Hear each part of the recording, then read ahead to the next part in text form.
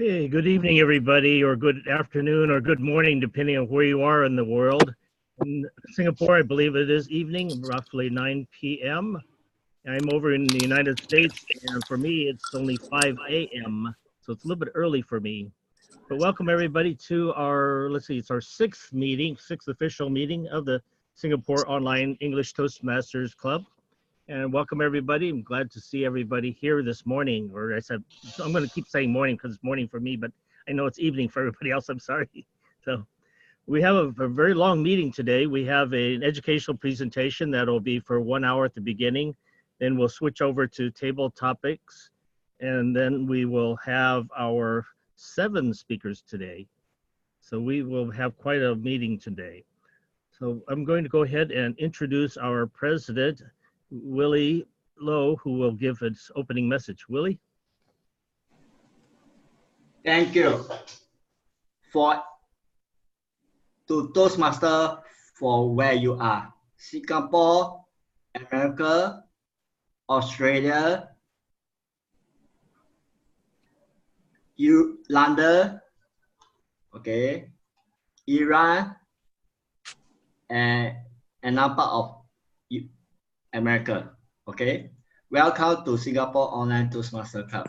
It has been a very difficult start of the year for everyone in the club, but we managed to solve our issues and move forward to the next step. Today's meeting is about. Okay, I'll put myself on mute. Thank you. I will start the meeting as telling you what's the vision of the club. Okay, you can see on my other slide that it show the slide. So let me first of all show you the contents of this document and the club history and what is my vision and the scheduled activity for the first 3 months of the year. Okay, first we have our first demo meeting on the 25th of October. We was given the green light by Toastmasters International on 20th of October 2019, and we have our charter meeting, which is already planned out. And on 1st of January 2020, we had meet 3 new members out of the 5 that was interested.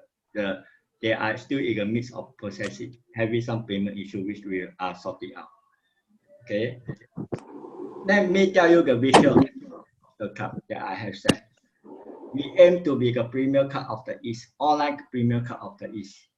We have an online platform to improve speech delivery, and we assist members using Toastmasters International Educational Program called Pathway.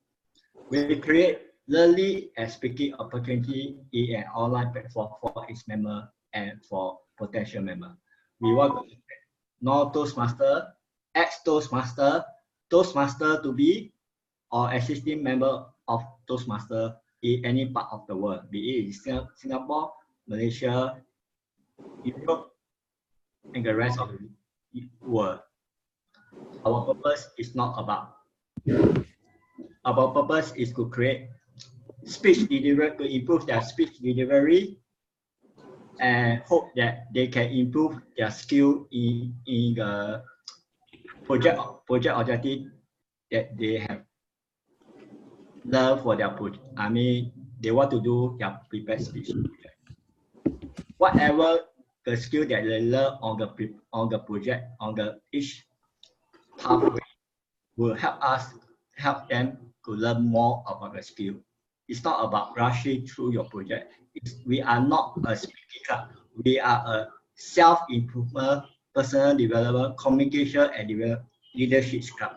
We are here to help people. So let me give you the schedule of the meeting of the club in these 3 months. Yesterday, we did conduct the first workshop. We don't call it workshop anymore. We call it webinar. How to be a Toastmaster of the Day in an online Toastmaster club. It was attended by many of the members, and it's a private recording. And members, they like the way I present and the way the workshop was conducted. So the next workshop that is going to be conducted will be tonight. It's call it the big five in communication. The next workshop will be next Thursday. That was talking about Facebook marketing for community Toastmaster Club. Because the community the Toastmaster Club in the community have faced a reduction of membership, and they have problem recruiting new member. I have stepped in to District 80 to conduct a similar workshop, and I did a Mandarin workshop in November as well. So this is my last installment for this term, and the next installment of this workshop will run in July. Okay. In February, I have planned to run another workshop that is for corporate Toastmaster Club for LinkedIn, because that's where they can promote their membership to business people who have a LinkedIn profile for business reason. And in March, that will be the first online speech contest that we are having for the club. Means that we are trying to get Toastmaster for other parts of the world to be the contest chair, to be the chief chair, because we have no experience. We need guidance for Toastmaster around the world. So I do end my slide, and let's continue to communicate better on this online platform. And as club officer, we'll try to lead the member in a different direction.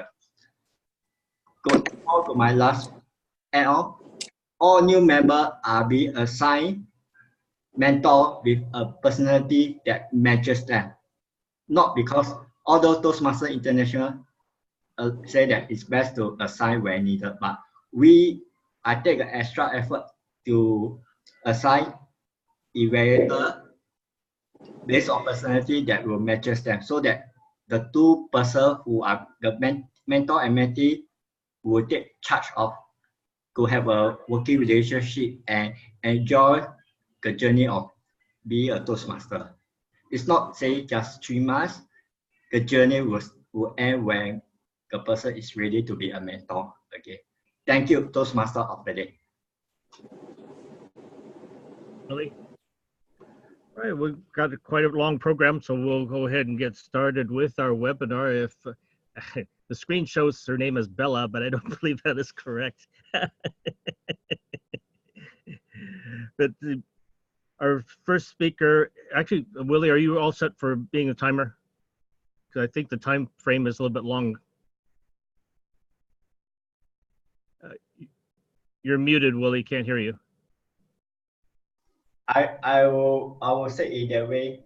It will be 30 minutes for green, 45 for yellow, and 60 for red. And we will stop her at 60 minutes. You want to correct the time frame? Please show is corrected in the screen. Okay, sorry. Let me. I'm not sure that's what she wants. She's muted, but. Wiwiek, you want to go ahead and confirm your time frame so that he has it right for you? I was the second speaker. I am now the first. No. It shows Bella's. What's your time frame, Wiwiek? 30, 45, 60. Good. No, she wants it different. Or she want 30. Okay, 30, 35. Okay, good. Okay. Okay, we got 15 minutes allowance. Okay. All right, so our first speaker is going to be giving our webinar on the Big Five in communication. And I don't have very much other information, so we'll let her go ahead and introduce the rest of her presentation. So, all right, over to you, Madam Speaker. Can't hear you.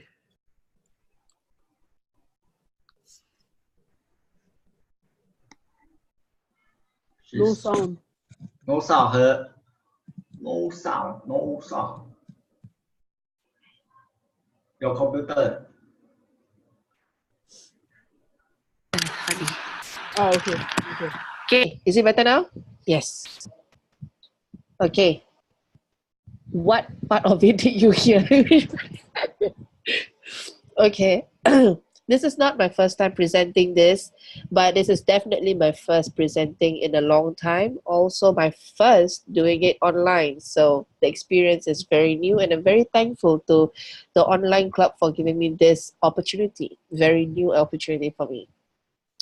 So right until last year, August 2018 last year, not a single person in the Toastmasters field know who I am. But they know my husband though, but they don't know who I am. And that is why until today, I am being invited more than my husband. Some people are reacting, yay. Okay, I will take a while to get used to it, because sometimes, you know, when I say something funny, because it's online, I can only see you laughing. I can't hear you laughing. So it's quite an awkward thing to do, but thank you. Thank you for reacting. Okay. So this was taken last in 2018, and until today, I still feel very blessed to be standing on this stage and representing Singapore. Was it something that I planned to do? Definitely not. It was something that I just did because my club needed a representative for the contest, and I just did. And I did not expect to even go to the district level, much more Chicago, represent Singapore. And as I mentioned just now, I was a complete unknown. Nobody knew of or have ever heard of Wiwiek Najihah, because I was and still am a homemaker. I'm not a professional trainer. I am a housewife. My job on a daily basis is to take care of the kids, fold clothes, take care of my husband. My husband is the short guy, not the tall one. So, yeah, we need to match. Yeah, I'm an Asian, so I get short guy. Tall guys are for tall people. Okay, the one in the picture, the baby, is my third born. He went with me, flew all the way with me to Chicago for this contest, and that adds to the experience of representing Singapore and representing motherhood. So I'll touch on that later on in my speech, in my sharing with you.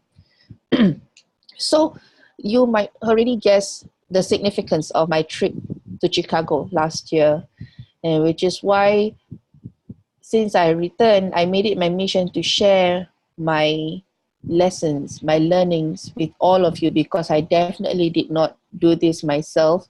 It took an entire village to bring me up there. So it is truly my honor to be giving back to anyone who needs some kind of help. And I hope this would be a good start to your new year, listening to some happy story from yours truly. And I'll be sharing with you the big five. This big five, I associate it to the 5 fingers on your hands. If you just before I continue, can I confirm that all of us have 5 fingers per hand? You do, right? Okay, can I see? You have 5. Okay, I'm scrolling down to see 5. Panos, where's your? Hey, Panos, cheeky Panos. Okay, Alicia has 5. Everyone has 5. Alrighty, great. 5. I need to check this because I'm special needs trained, and I know there are people who have less or more fingers. So I want to make sure that this is suitable for everyone. Okay. So one finger will be linked to 1 point. And I show lesson number 1. You follow me, point the first finger. That will help you in remembering the tips that I share with you longer than an hour. Okay? Okay. The first lesson. Oh, why is it not working? Okay. The first lesson here. Follow me. If I do this, I am good. I'm waiting for some people to follow. If I do this, I am good. Okay. And that is to practice in front of a crowd. That's my first lesson. Here's why. This picture was taken a day before the area contest in Singapore last year. And you see in this picture here, this is me, this is Najihah, the past president of my club, and this is Sadiki. He's also a very seasoned speaker, very established speaker in the Toastmasters scene in Singapore. All three of us were contesting for the club. We are representing our club. And what happened was all of us were practicing on our own. And somehow we just messaged each other about how we were all stressed and nervous for the next day. And then this Mr. Smarty Pants, if you haven't already familiarized yourself, this is my husband. He said, why not we just come together and practice in front of each other? And that was what we did. We immediately went to Nadia's house because that's the president's responsibility. You host the club. No, that's not true. But she did that. She hosted the sharing session. We practiced all the way through the night. And it helped. It helped a lot. We gave feedback, live feedback. And if you have ever practiced in front of a mirror, you would know the difference, right? You would get, if you talk to yourself and then when you practice in front of a group of people, suddenly what you thought was good was not actually that good, because the only feedback was you got when practicing on your own is yourself or your reflection. But if you practice in front of a crowd, you get people's opinion, and that helped greatly. So we did that just a night before, and that strategy was so effective. The next day, all of us came back with a trophy each. And that was truly unexpected. I mean, Sadiki here was a seasoned Toastmaster, but the two of us here are total newbies, and we were really not expecting to come back with a trophy at all, but we did. So we attributed this success to the only thing that we did was to practice in front of a live audience. So thinking that we got our formula right, we continued. So I obviously advanced to the next stage, and we did just that. I practiced in front of the group, the same group of people, my club mates, everywhere. Nadia's house, this was at Sadiki's house, this was at my house. So we just went everywhere to practice within the club. And we were hitting a wall at one point of time. There was something wrong about my speech, but none of us could identify what it was. And we thought maybe it's because all of us heard the speech too many times, so the impact wasn't felt anymore. And that was all there is to it. Like, it's not because the speech was bad, but because we just got sick of it, because we practiced it too many times already. So the night before the district contest, I tried the speech in a different club. This club is Civil Service Inspiration Toastmasters Club. I chose this club of all the clubs was because this Toastmasters Club were my friends. The people in this club were my friends before I even became a Toastmaster many, many years ago. So I thought if there's anyone that I could trust, it would be them. And when I went there, I presented the speech the way I practiced. And I was shocked that there was no response whatsoever. And they were all my friends. So all my humor lines didn't fall through. Everybody didn't react to even one line in my speech. And I was asking them what happened. And another Toastmaster in this club, her name was Linda Lam. She was, I think, placed second or third in one of the district contests in Singapore. So she's quite an established speaker. She's also a professional trainer outside of Toastmasters. So she came to me and she was the one who shared with me my second lesson. This one. So lesson number 2 is to, thank you, Denise. Lesson number 2, she said serve the audience first before you serve yourself. Okay, so this one is practice in front of a live audience. This one, serve the audience first before you serve yourself. Why did she say that? I asked her, what was wrong with my speech? She said, your speech was good, but it was all about you. My mission in that speech was to talk about, you know, there is that one part of my speech, the climax of my speech, the biggest part where that the life-changing moment.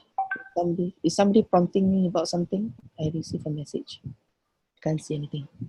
Yeah, that one part of my speech. And I was so dedicated to just present that I forget that I needed to break the ice with the audience. I needed to warm up the crowd first, make them feel comfortable before I just drop the bomb. So that was why all my humor points didn't go through with them, because I was just zooming in on telling them that sad story and everybody's gonna cry and that's it. So that was why everybody felt sad at the end of the speech. And they felt there was a good speech, but they could not come up feeling enlightened or empowered from that speech, because all I left them with was sadness.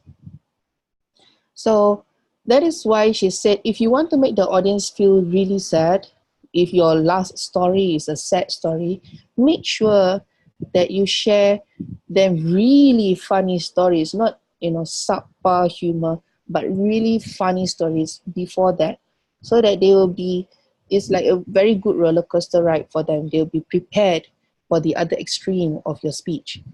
So that was the night before the district contest. How much can I change a speech then? So I wasn't really in the right state of mind, and I spent the night through just thinking, how do I make things funny?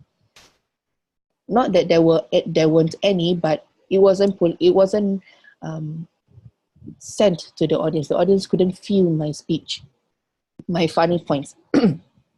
Sorry. Yeah. So after much thought, I eventually came up with this mangkok story. Okay, I know this is an international crowd, so I'm going to stop here and ask, how many of you know what a mangkok is? Exactly. Don't have, right? Don't know. See, I received a lot of people don't know.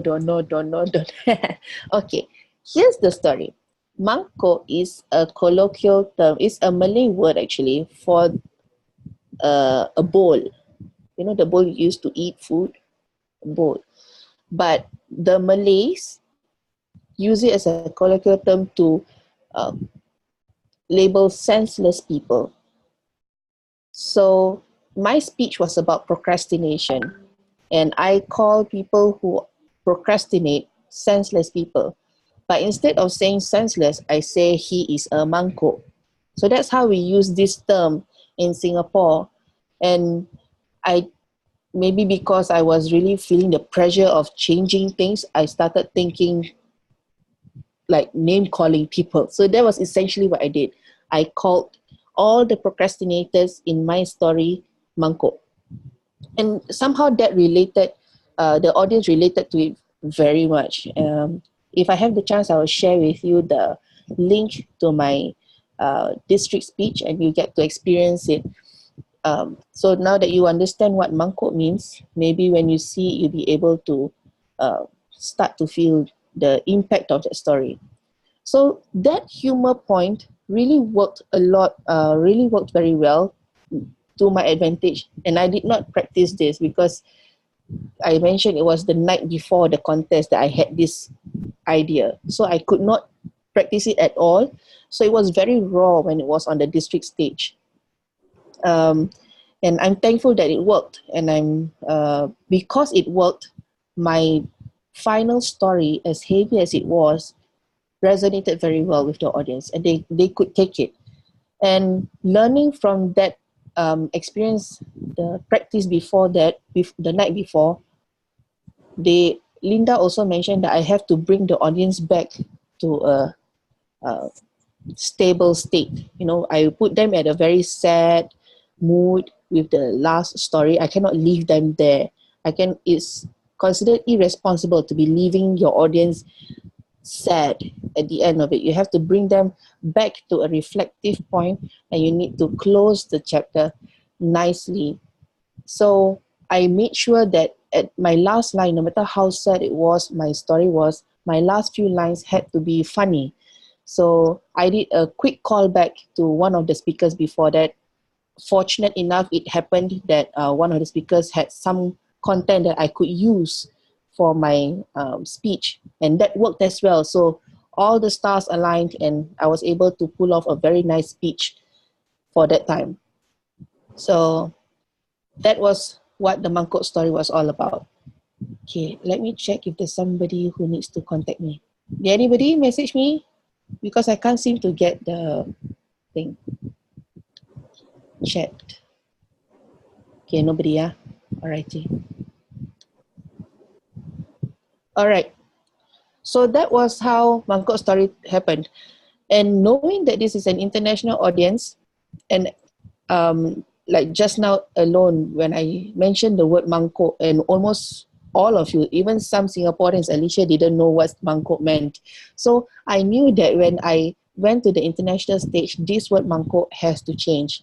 So the change after that was very drastic.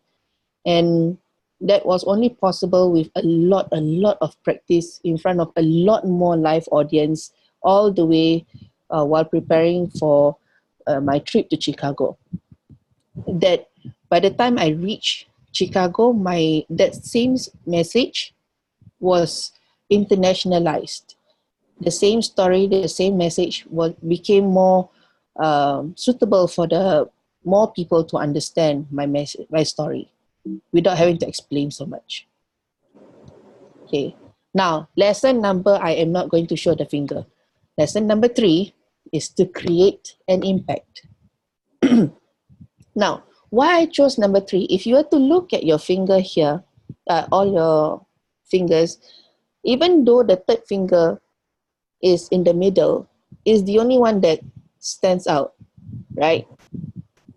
Again, special needs train. Can I check that all of you have your third finger standing out? Yes, right? Okay, good. Job has it, but your benefit. Okay, so create an impact. How do you create an impact, Ken?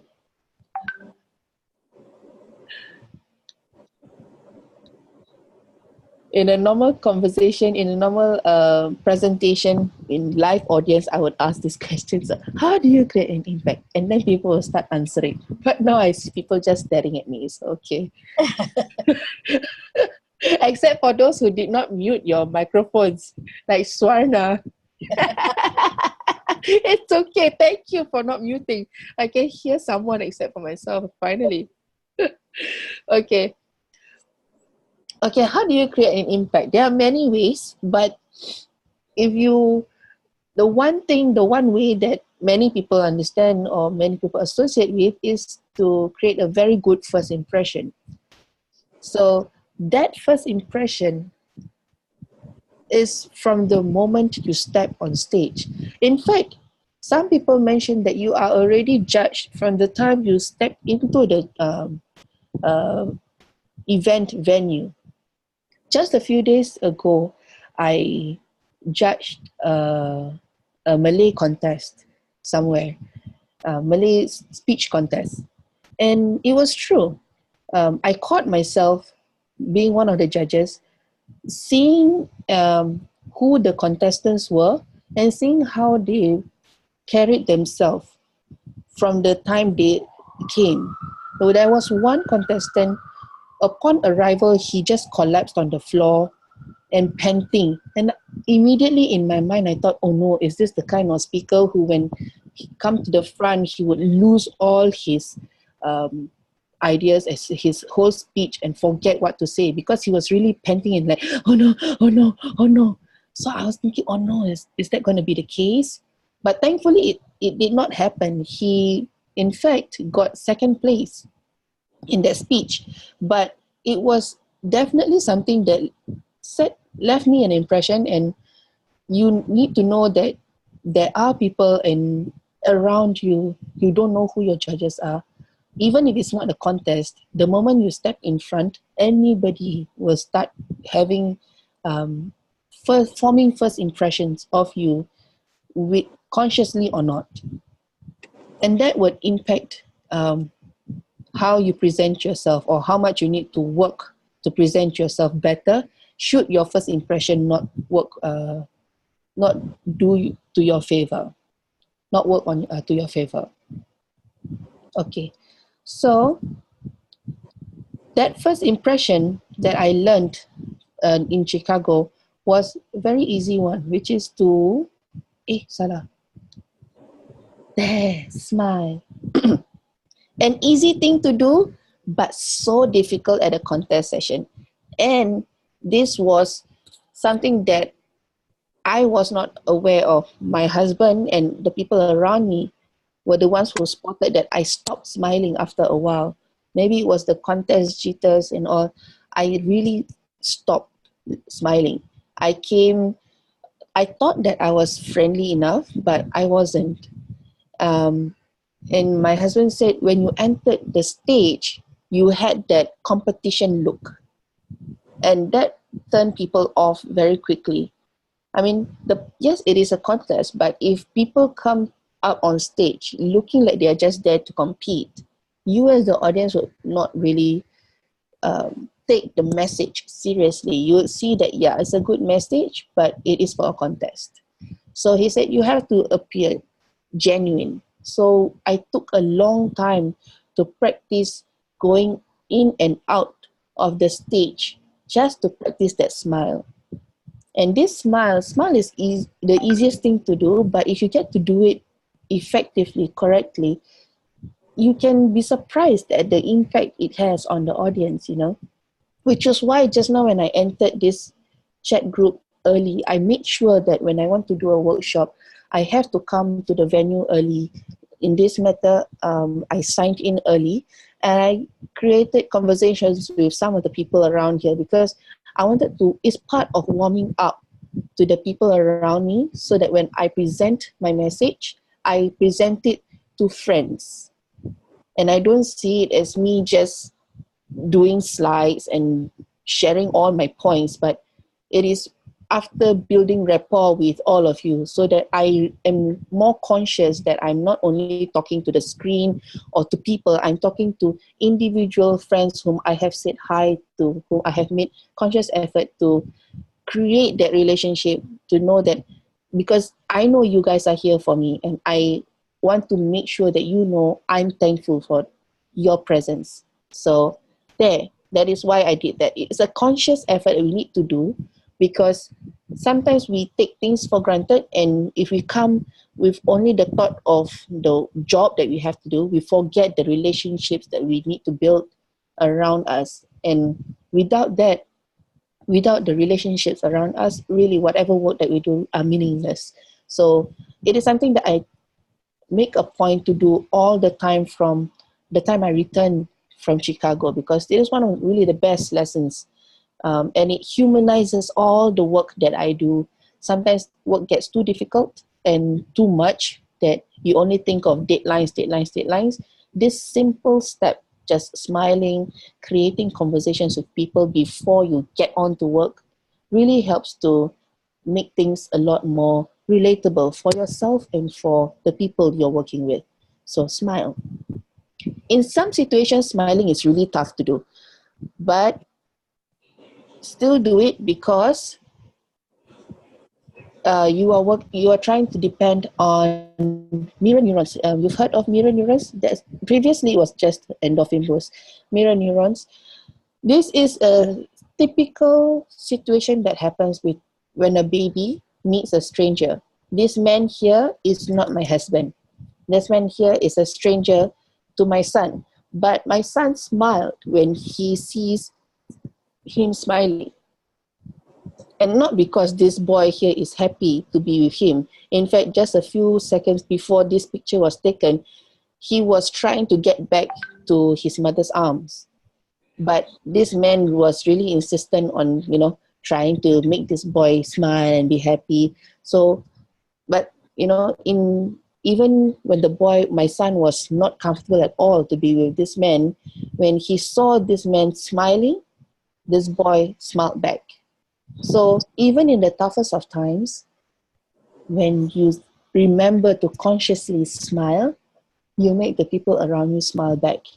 And you know how contagious smile can be. If it's difficult for you to do and you can still do it and it's still infectious, therein lies the power of smile. So smile, people. Smile for your life. Yay, Dennis is smiling. Yay. Angela is smiling. Who else is smiling? Panos is not smiling. Okay. All right. So far,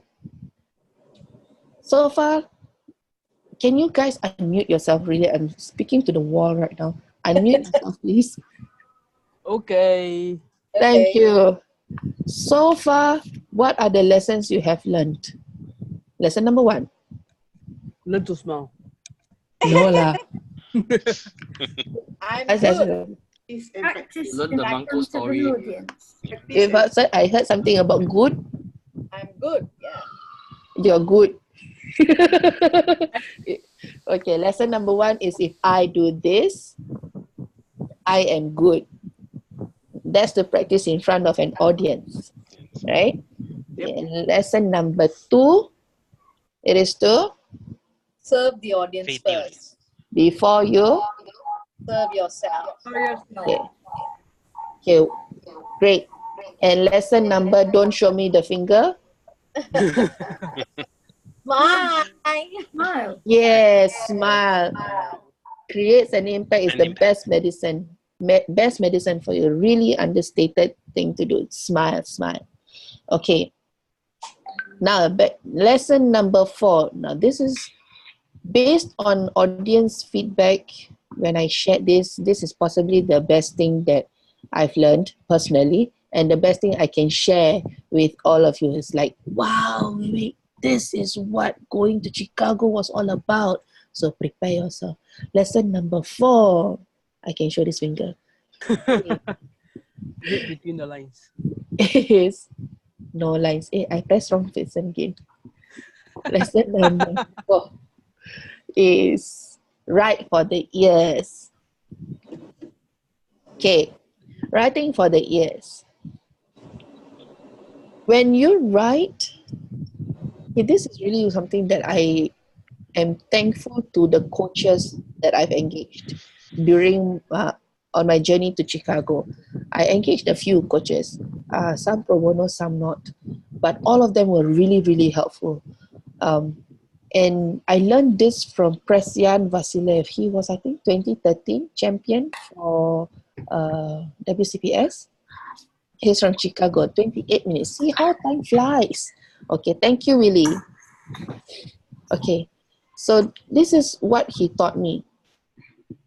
How to write for the ears. The first thing that he taught me was to keep things short and simple.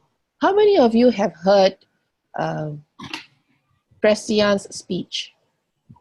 Okay. I won't know also if you have. I can't see anything. Okay, Presyan's speech, a very well-known speech, is on YouTube, and I believe that if your speech is on YouTube, you have made it in life. So go find his speech, Presyan Vasilev, WCPS. You will see his pattern in his speech. It's really simple, short, easy to understand. So, again, this, I will go through with you the journey, my journey on how I shorten my speech. This is how my first version of my speech looked like. In the first minute of my speech, in terms of the syllables, how many of you are not familiar with syllables? Syllables means the number of sounds in a word. So my name is Wiwiek. That means it's a 2-syllable word, Wiwiek. Okay? So in the area speech, my first minute of my speech, the speed that I was going at was at 2 syllables per second. So it sounds like this. No. Yeah. Okay. That is 2 syllables per second. And then as I moved up to division speech,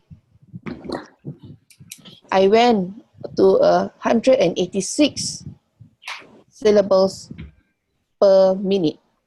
That's like 3 syllables per second. It's like dancing a tango. 1, 2, 3, 1, 2, 3, 1, 2, 3, like that. 1, 2, 3. Okay. So this was all done unintentionally because I just thought I had something more to say. And after the area speech, my speech was good enough. So I thought, okay, people wanted to hear more from me. So I add more words, more sounds, bigger words. And that was exactly what I did. On my district speech, I mellowed down a little bit. It went back to 2 syllables per second. And then I got coaching. I got coaches to help me with my speech. And it dropped to 1 syllable per second. This is how it sounds like.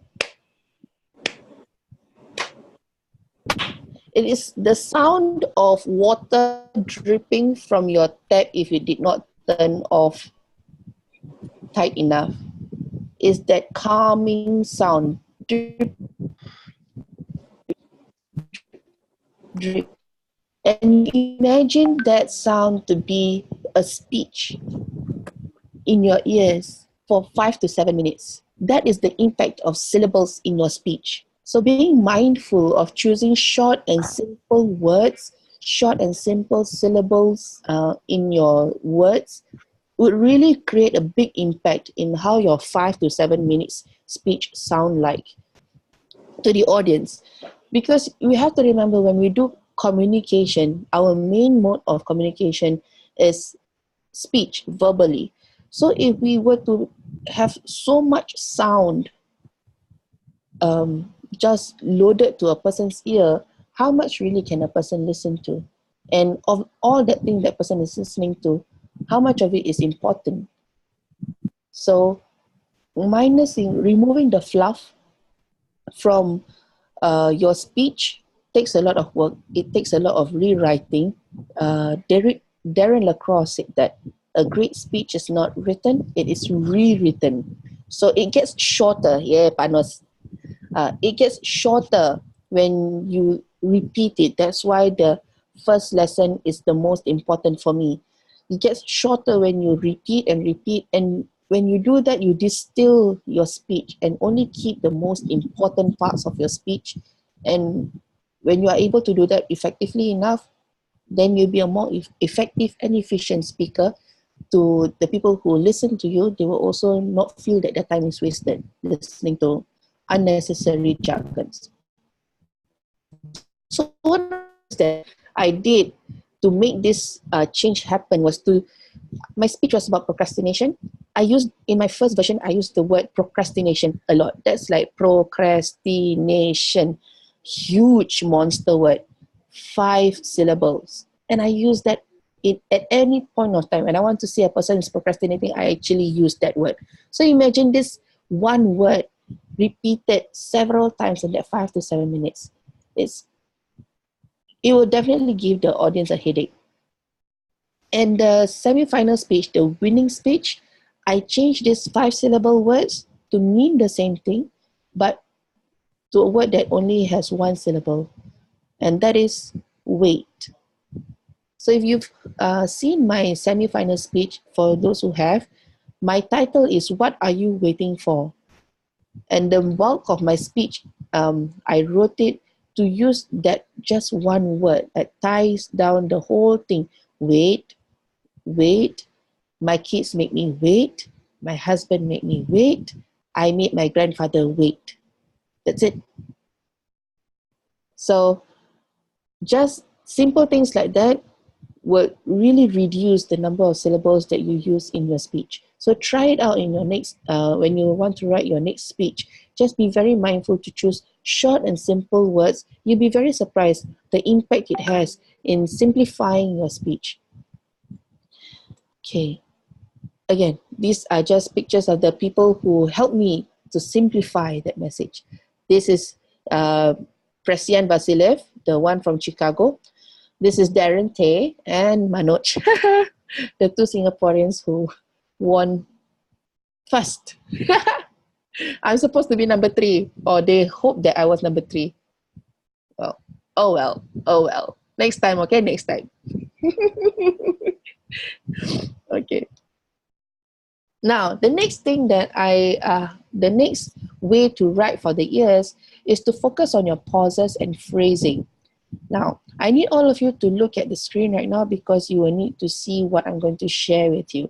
This is how my first version of speech looks like. This is how I wrote it. And I'm pretty sure most of us write like this because this was how we were taught in school. This is how we write compositions, or this is how, when you were to read a book, a novel, it's written like this. 1 point, 1 paragraph, another point, another paragraph, and that's it. Nothing wrong with it, right? So most of us are very familiar with this way of writing.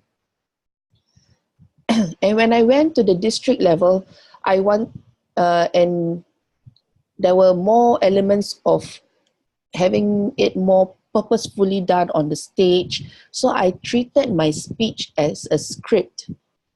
So I used Excel. I numbered my lines, 1 line, 1 number, one statement, 1 line, and then I went on and on and on. I numbered it. So you can see here, move up, move up, move up, never mind. Okay, you can see here, this is paragraph number 1, this is paragraph number 2, and move on, so on and so forth. Hi, Ching Taek. Very comfortable position you're in right now. Okay, so Deepavali. Okay. So I sent this, when I won the district level, I sent this version, this script of mine, to Presian, the one in Chicago. And this was what he said. Wiwiek, I have coached so many people around the world. You are the first person to send me your script in Excel. Do all Singaporeans do that?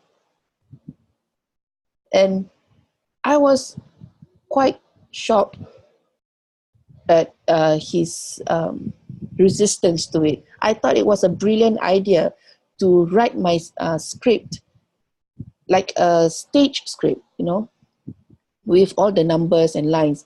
And he said, this is not the ideal way for him to write, and he suggested, he showed me why he disagreed with this.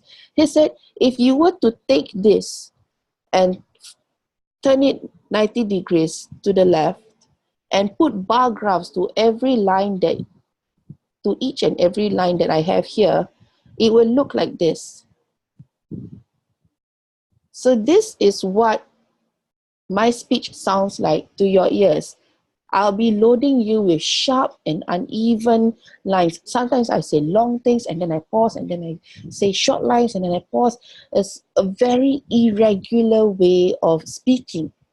And that really impacts the person's. It's like adding a lot more distractions to a person's speech. Again, when you are presenting, your main mode of communication is your voice, your speech.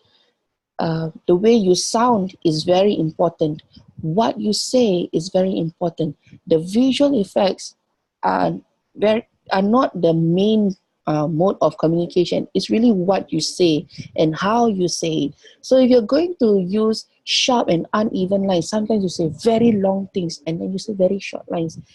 These are unnecessary distractions to a person's ear. And that would really, who is that? I did not draw that. Who drew this? Okay, where was I? It would really affect a person's ability to follow my speech when I write like this.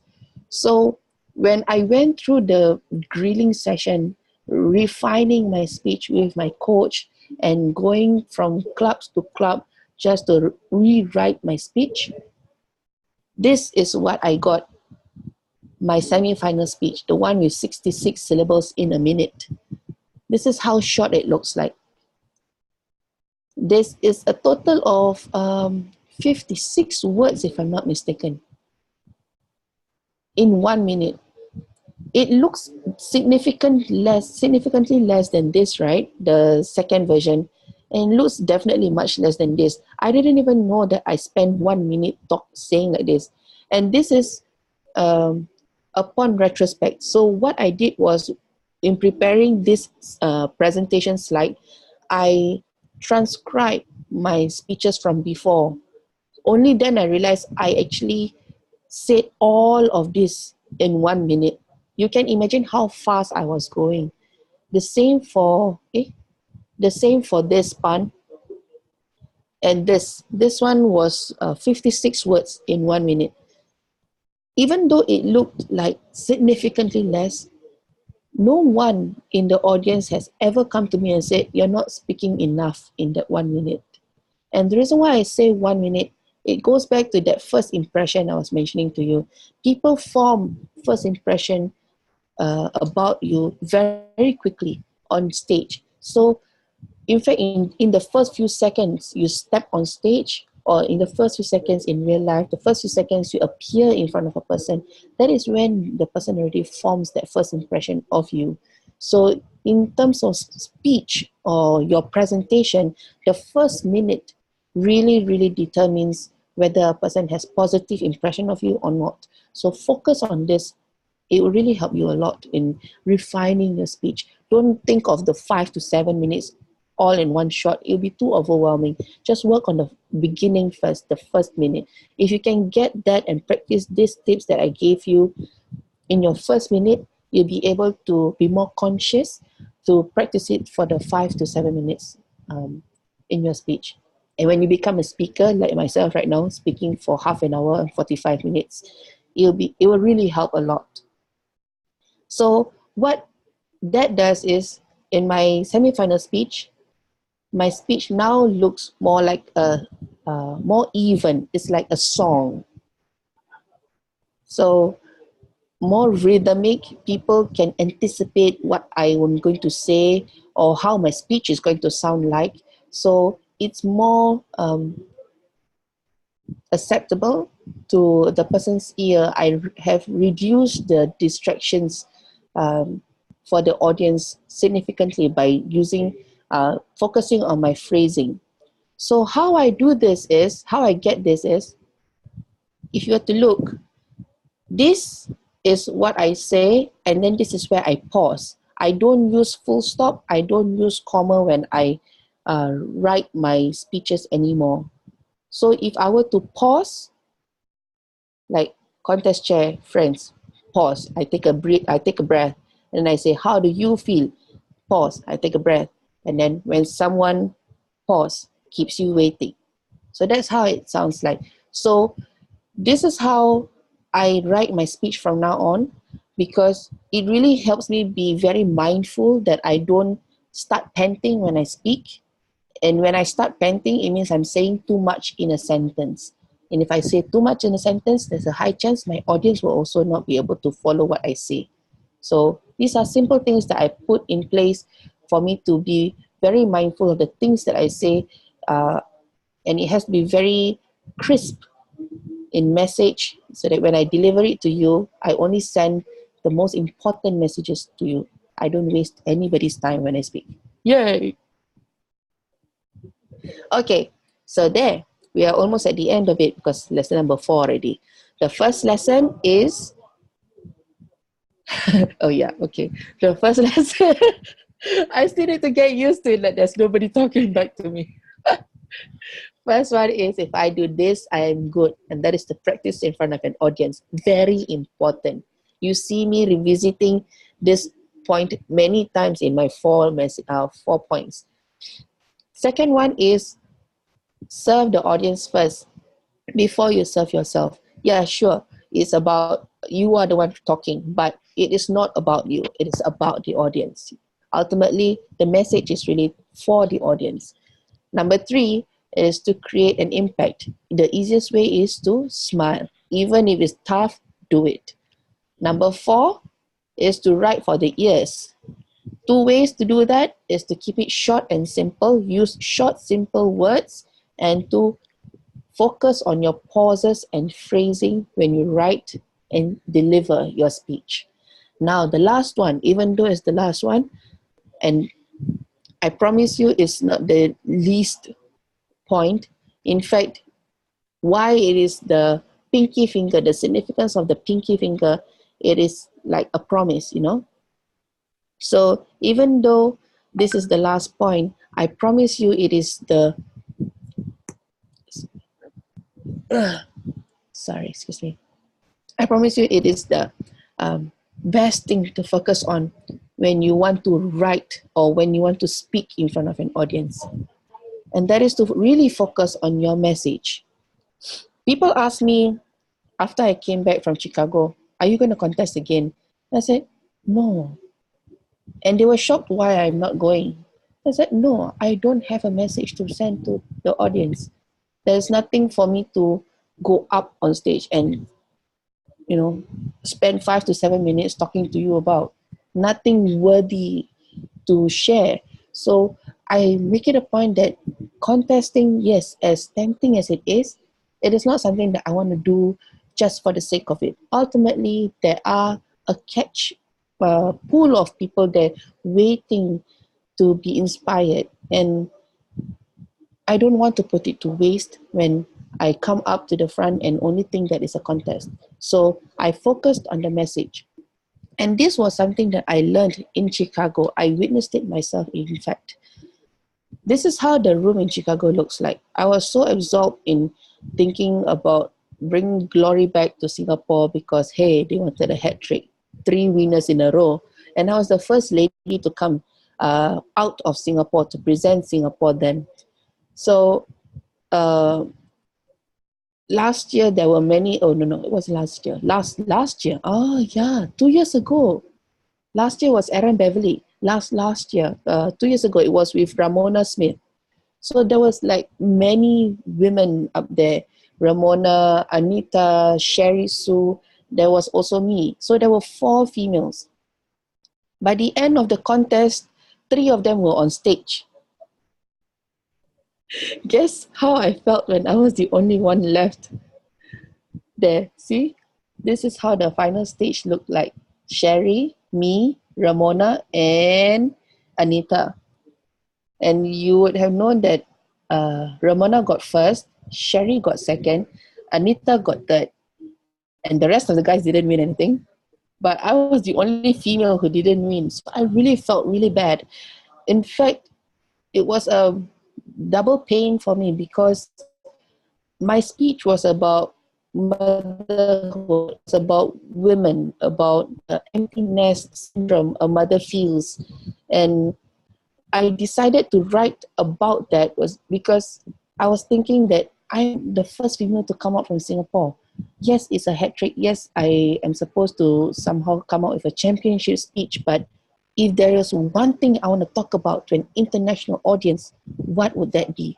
And at the point of time, my thought was, I want to shine light to motherhood. That was just my mission. That was why I came with my son, because it was really just that journey. I didn't come thinking that I was going to compete, mentioned earlier. I was just there as a mother, a housewife who just happened to get all these things. So when the spotlight shone on me, I did have the moment to think, what was it I want to talk about, worthy for the audience to just listen to?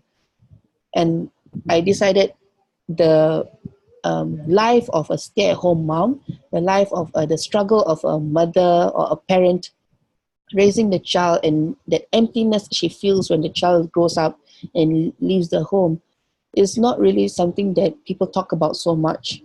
And why I say that is because when I was writing my speech in my estate, day in, day out, I hear many screams from mothers, young moms who decided to stop work and take care of their children on their own. It's not something that's common in Singapore a few years back, but nowadays young parents are stopping to really take full responsibility of their children and take care of themselves, raise these children on their own instead of getting domestic help or using childcare services. But they struggle greatly, and I know some of my neighbors, they are depressed, and I can see that. But when we meet each other outside, they don't talk about it. We just like keep mum. And in gatherings, when people say, what's your profession? And they say, oh, I'm a housewife. They're like, oh. So I wanted to make sure that I spend this time shining light into the life of a housewife, into the life of a mother, just that. And I didn't think about whether it was going to win anything. I just wanted to give the spotlight to this group of people who maybe are unheard of or not really paid attention to in this fast-moving world. So even though I didn't win, and the not win was really bad, impacted me really badly, because 3 of the women were on stage, leaving me alone. I felt quite isolated. I wanted to leave the hall when the contest ended, but I could not leave at all. In fact, it took me 3 hours to leave. Even then, I had to be escorted out from one of my friends who was waiting for me outside. And the reason was because even though I did not win a trophy, somehow that speech I presented won the hearts of many people. And I was held behind by so many people who stopped me to say thank you for sharing such a heartfelt speech, or there were mothers there saying that they were really thankful that I talked about motherhood. Like they felt that they were represented well on stage. There were fathers who said they have never seen their wives in that light before. And there were children. There was one guy, very tall guy. He was in tears, saying that if only I heard your speech earlier, because he could not make amends with his mom before she passed on. But I did manage to save one guy. He was so impacted by my speech.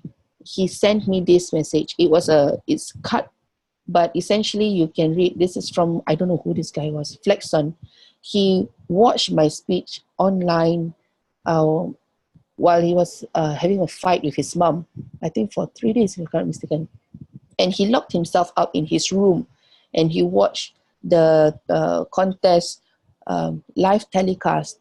And I guess he was so moved by my message that he immediately left to apologize to his mom when he listened to my speech. So even though I did not come back home with a trophy, these things, the people thanking me, were my trophies.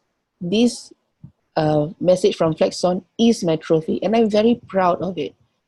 And I share this proudly to anybody who invites me over to speak, because I want to humanize this contest. Yes, it is a very prestigious contest, but ultimately touching the lives of people you do not expect to ever touch is a magic that I can't put into words. It's something that you need to compete and contest to feel it. And I really hope that my 5 tips would help you experience that magical moment I felt sooner than later, because I believe all of us do have something that we can share and offer to the world, and it just takes that push, a little bit of push, and that right moment, the stars aligning for you to experience it. And that is all I have for you. I hope these 5 simple things will be a good start. Oh, who is this drawing all these things on the screen? Such distractions, but thank you lah. Yeah, I hope these 5 tips will be some good reminders. This is not rocket science, like simple things, but they are things that are easily overlooked when we think so much on the technicalities of writing, on how to impress the people we talk to. I hope when you remember these 5 tips while you practice your technical elements of your speech, these would be the things that would ultimately matter to the audience, because these are the ones that really determine whether your speech is written to impress or to connect with the audience. So, and that's it from me. Now, I don't know if I went over time or not, but I hope we have a little bit of time for some Q&A. Back to you, Dennis. Thank you very much. No problem. What on earth? Who is this writing all these things? That will be Peter, I think. Is it Peter? No, that's not me. How could I be in control? Somebody is in control. Who's the Toastmaster of the day? Who is That means is it's Willie already, ba. No, I'm not doing anything. Then it will be Wow. Uncle Tomato then. I'm just guessing who are the hosts. Beautiful distractions, is it? Tomato. Is it Q&A time? Are there time for questions for Wiwiek? Is there? Yes, no? Toastmaster of the day? No, there's Yes. 1 minute, 1 minute. Okay, 5 minutes. 5 minutes. All right, Wiwiek. Yes. Who's that? Peter. Hi, Peter. Yes. Riding on a success 2 years ago, well, I think last year we didn't have any. This is something that we'll cover later on the technicalities. However, this year, are you going to compete? Are you going to attempt another round to all the way to France? It's in France this year. Yeah, man. Well, talk about motherhood again. Talk about No. you know, the love of your children. It's very tempting because it's France. But no, no, I'm not going to contest anytime soon, only because I have other things to really look into in my life. So for those who have already done contesting before, you would know that it really takes a lot of your energy and your presence. You need to be fully there and committed when you want to contest, regardless of whether you clear whatever round. Preparation time is not something to be taken lightly. So no, I'm not going to do it because I'm here as a full-time mom and my son is in primary 1. So need to sayang him, set the structures right. Yeah, so that's it. I'll be coming back soon though, but I don't know when. Can we put it back into gallery? How, what? Oh yeah, gallery view. That's true. Okay. Stop share. there we go. Okay, that's fine. What is this?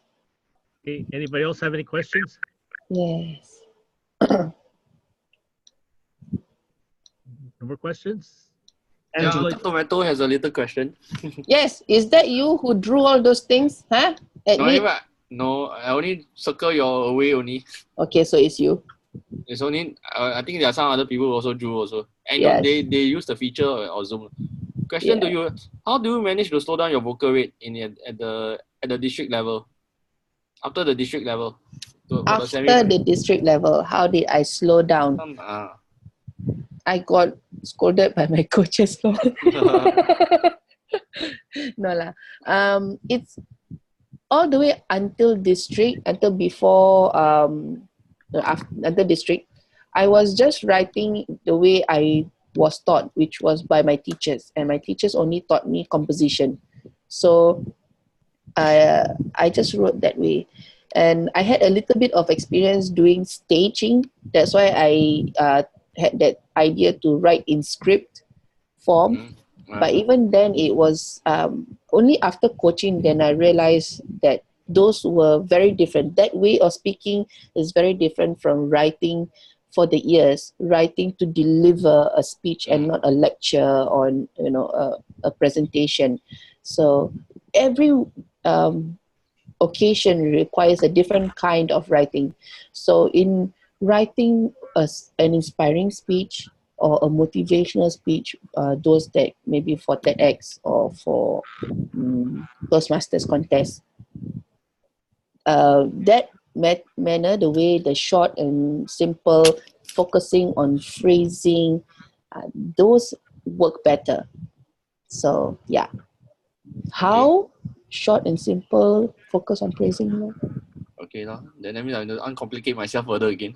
Yeah, Hello. you're a very complicated person. So please simplify yourself, brother. Okay, yogurt girl. Yes, Angela. Unmute yourself first, please. Okay, thank you for most enlightening speech. What I want to know is two things. One, how do you know how many syllables you're speaking? Do you record yourself or do you look at what you've written down? Mm-hmm. Okay. And before I forget, the second thing is, when you write songs, a ballad has a long line and then a short line, a long line and then a short line. The classic ballad is something like 8-6-8-6. And you're taught that when you're writing songs, that people get bored with sentences that are all the same, and you should do a long and then a short to create a rhythm or in a contrast. So how does that fit in? Is it different to what you're saying or is it similar? Similar. Okay. Before you forget, and now I'm trying to recall what you said. The first thing is, how do you count the syllables? Okay, the first second one. thing is, should you have sentences long and short, or what do you do with them? Okay, great. The first syllables one, and then syllables. sentences. How do we count? Okay, this is how my coaching session would look like or sound like. I would present my script to my coach, and he would go through word by word with me. And when we discuss the words, every single word, he said, is there an easier way to say this line? Is there a simpler word for this? Is this word, okay, for one example, in my speech, there was one story where I talked about throwing the trash. My husband, when I ask him to throw the trash, he doesn't, and he waits. I'm sure many of us in this house, in this screen, don't throw your trash on time, or when people ask you to correct. See, I see guilty faces everywhere. I see Chintek suddenly stand up. Just not lying down, not seated up. Are you supposed to throw rubbish somewhere? The thing is, in my first version of the speech, I did not use the word trash. I used the word rubbish because it was a word more commonly used in Singapore. And when I presented it to my coach, he said, we don't use that word in US. We use the trash more. And he said, rubbish, trash will stay, rubbish go out. So that's just how it is. We just simplify. We find very different words and we choose the easiest of it. Also because when I went to the convention in Chicago, even though Toastmasters main language of communication is English, many of the people attending were not native language speakers, English language speakers. So most of them have English as their second language. So if we use very difficult words or complex words, many of them don't understand. And the thing about articulating and pronouncing very heavy syllable words is you need to make sure that you enunciate your words properly, and it's tougher to do that in a 5 to 7 minutes. But if you use shorter words, simpler words, it's easier to pronounce, it's harder to mispronounce, and people will get the words and the meaning behind those words easier. So he said, write as though you're writing for primary 2. Primary 2 is what? What's primary 2? What's primary 2 in the US? Grade.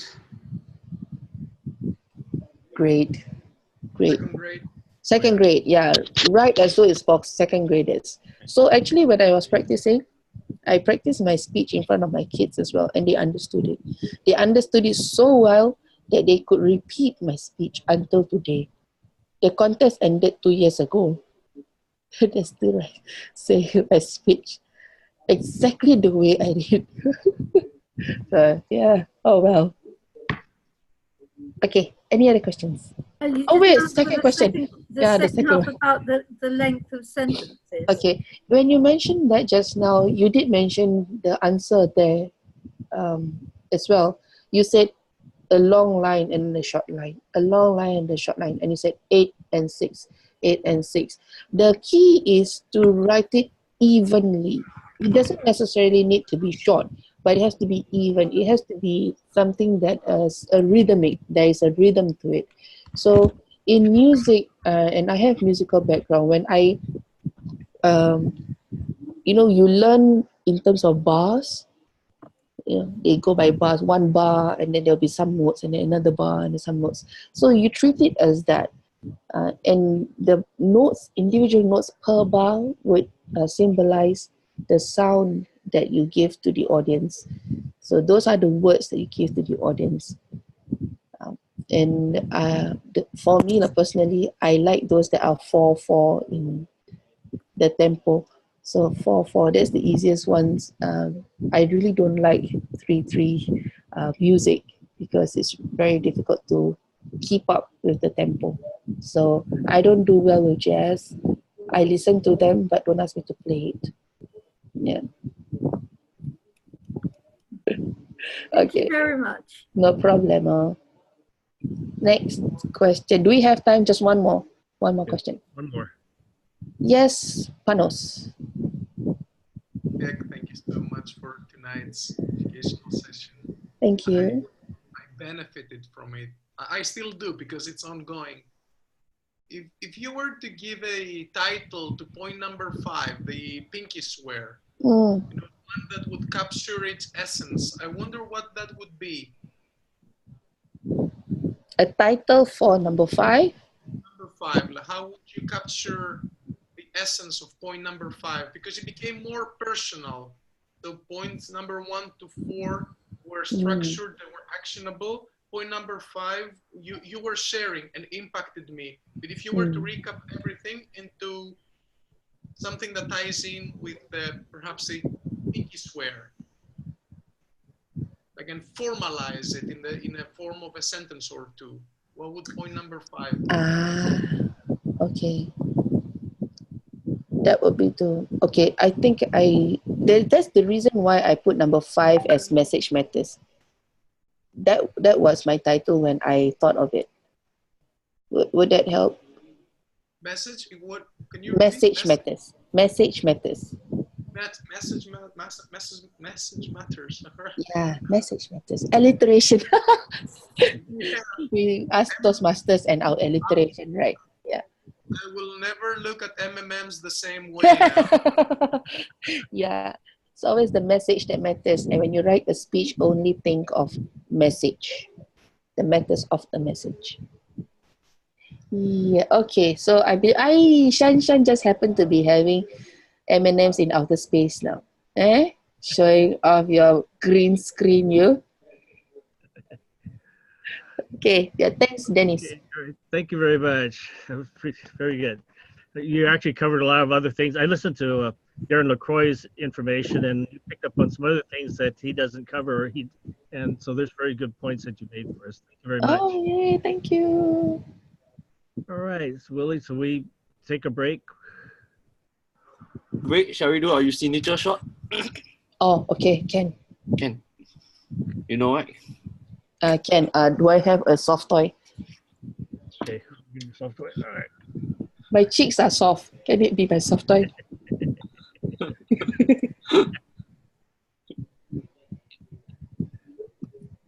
Who's taking the picture? Really? Where's Willie? Oh, there you are. Come, Swarna. Okay, that's it. Those without soft toys come. Patricia, don't pretend I can't see you. If you wait, I'll go get one. Ayah. Okay, we'll be back in 2 minutes. Get your soft toy standby, everybody. Okay. Okay. Hey. All right, welcome everybody. Welcome back to the Singapore Online English Toastmasters Club. And the next part of our meeting is going to be table topics. And our table topic master of the day is going to be Shan Chan. So Shan Chan, go ahead and take over with table topics. Okay, so my table topics, there you go. Now, today's table topic, as mentioned for the team, is 2020 vision, so mostly on sites and, yep. So table topics is impromptu speaking. Timing sequence, 1 minute will be green, look out for Gerald's timing. 1.5 minutes is yellow, 2 minutes is red, and 2 minutes 30, there will be a sound. Don't know how he would do it. And let's see, shall we get... And when they see the chicken, then they are overtime already. That's all for me. Okay. Okay. All right. I have 20 questions, yes. So shall we go for Angela?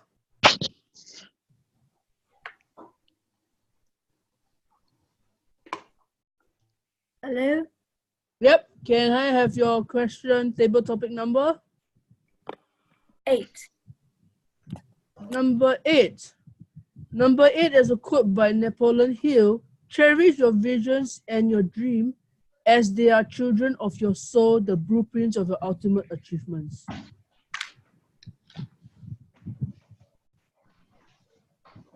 Good evening, everybody. May I start now?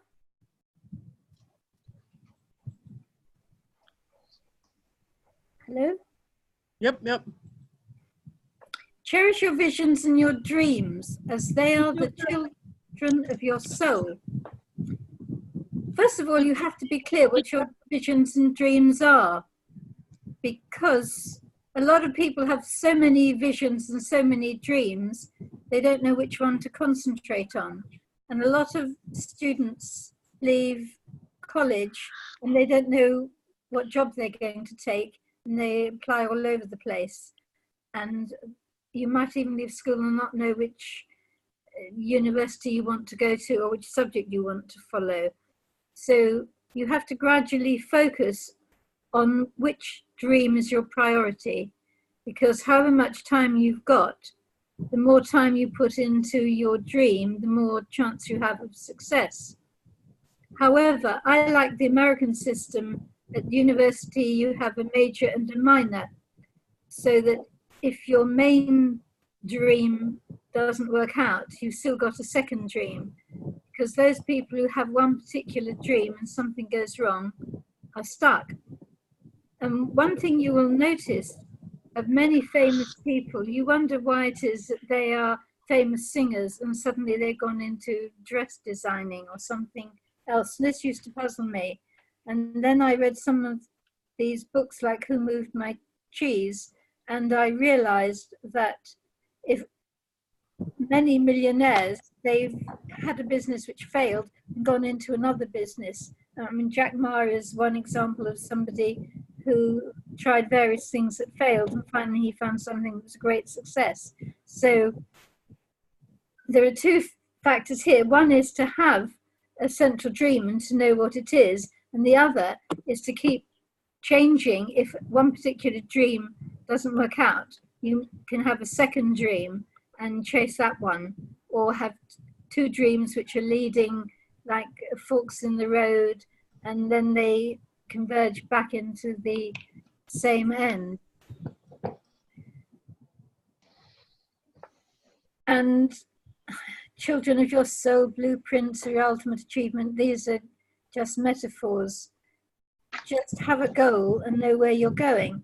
Now, the other idea that we're often given is that you should work out the plot points of your journey, work out where you want to be in a year's time or 5 years' time, and move towards it.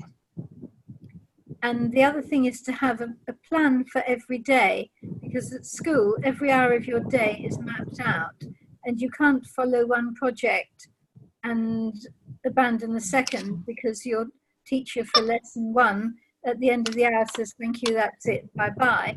And lesson 2 teacher is waiting for you to come in and start that lesson.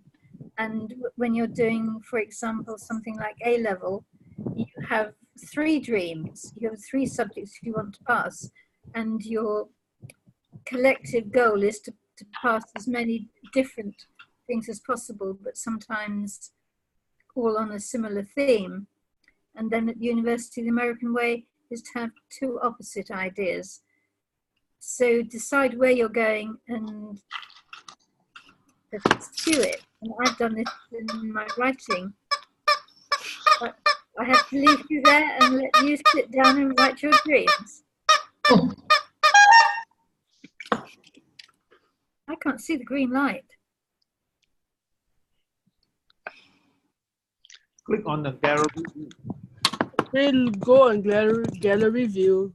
0 is a timer, so watch out for that timer. Ah. I was Okay. in gallery view. So perhaps next time we can be reminded to go onto gallery view and ask if we can see the timer, and that would help. Alicia, next. Oh, so fast.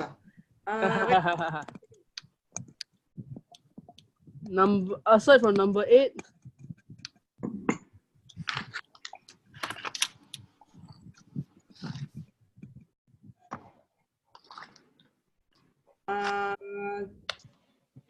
Four. Number 4. This one? Yeah, 4. Okay, it's by a quote by John C. Maxwell. Good leaders must communicate vision clearly, creatively, and continually. However, the vision doesn't come alive until the leader models it. Remember to go gallery view and watch out Gerald's timing. If you are ready.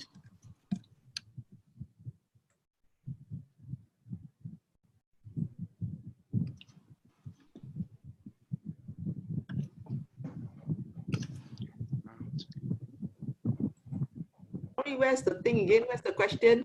Wait, how come my screen was stopped? Wait, After you have shown the speaker, then you are sharing the screen. Sorry, can I pick another question? Toastmaster of the day, table topic master, can I pick another question? Okay. Too difficult question. Number 1 lah. Number 1 lah. Number 1. 13. Number 10 lah. 13. 13. Okay. Okay, love looks not with the eyes, but with the mind, and therefore is winged Cupid painted blind. William Shakespeare.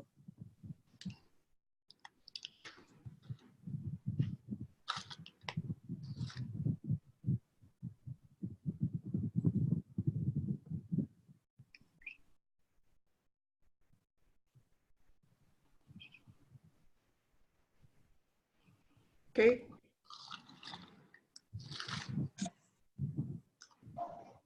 The topic today I have is. Hold on. Here again. Wait. Well, yes, there you go. Very good evening to the president, to members and guests. The topic I have today is love looks not with your eyes, but with your mind, and therefore is winged Cupid painted blind by William Shakespeare. I totally do not agree the statement, love looks not with the eyes, but with the mind. Love is love at first sight. This is very true when you're young and you're just started looking for love.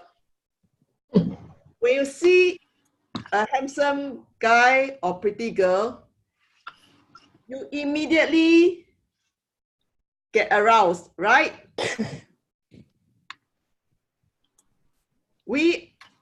This is nature at work. We are created in such a way, but we react with our eyes first.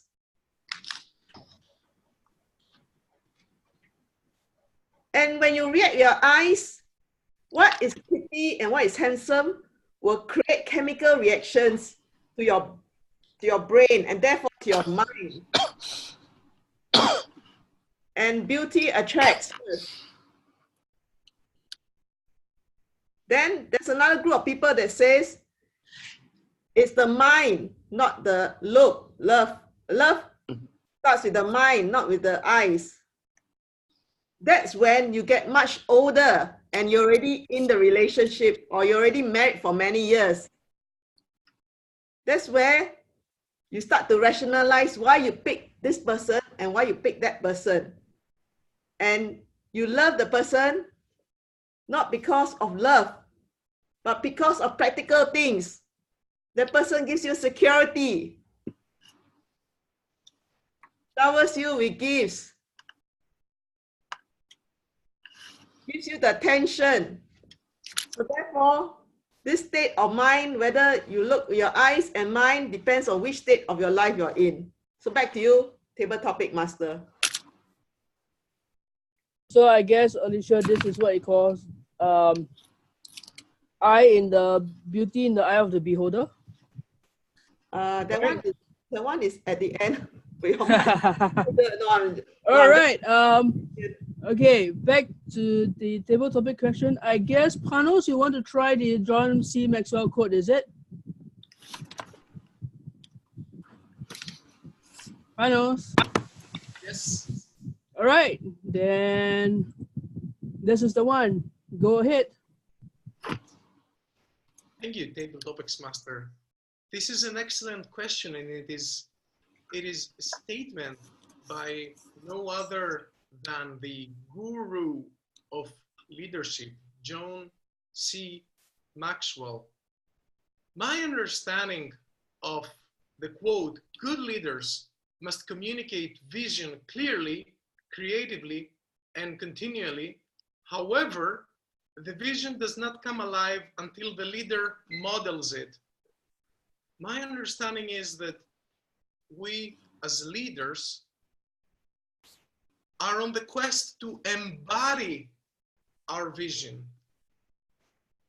So the vision will come alive through each and every action, each and every decision, each and every interaction that we have with the people around us.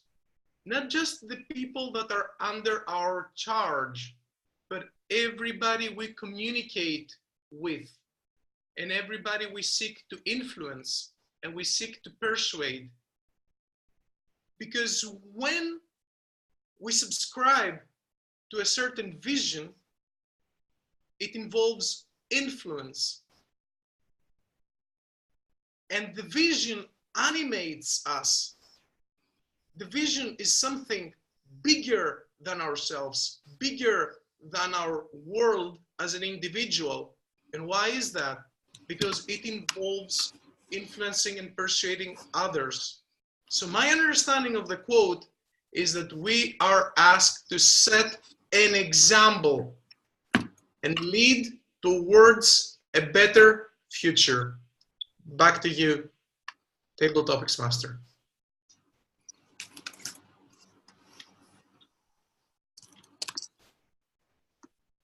Okay, next. Shall we get Dennis? Okay, I'll take number 5. Number 5. Number 5 is a quote by Leon Bridges. It says, "I have always had clear vision of what I wanted to do." Panos. Okay. All right, Madam Table Topic Master, fellow Toastmasters. I have always had a clear vision of what I wanted to do. That's because I have a good optometrist.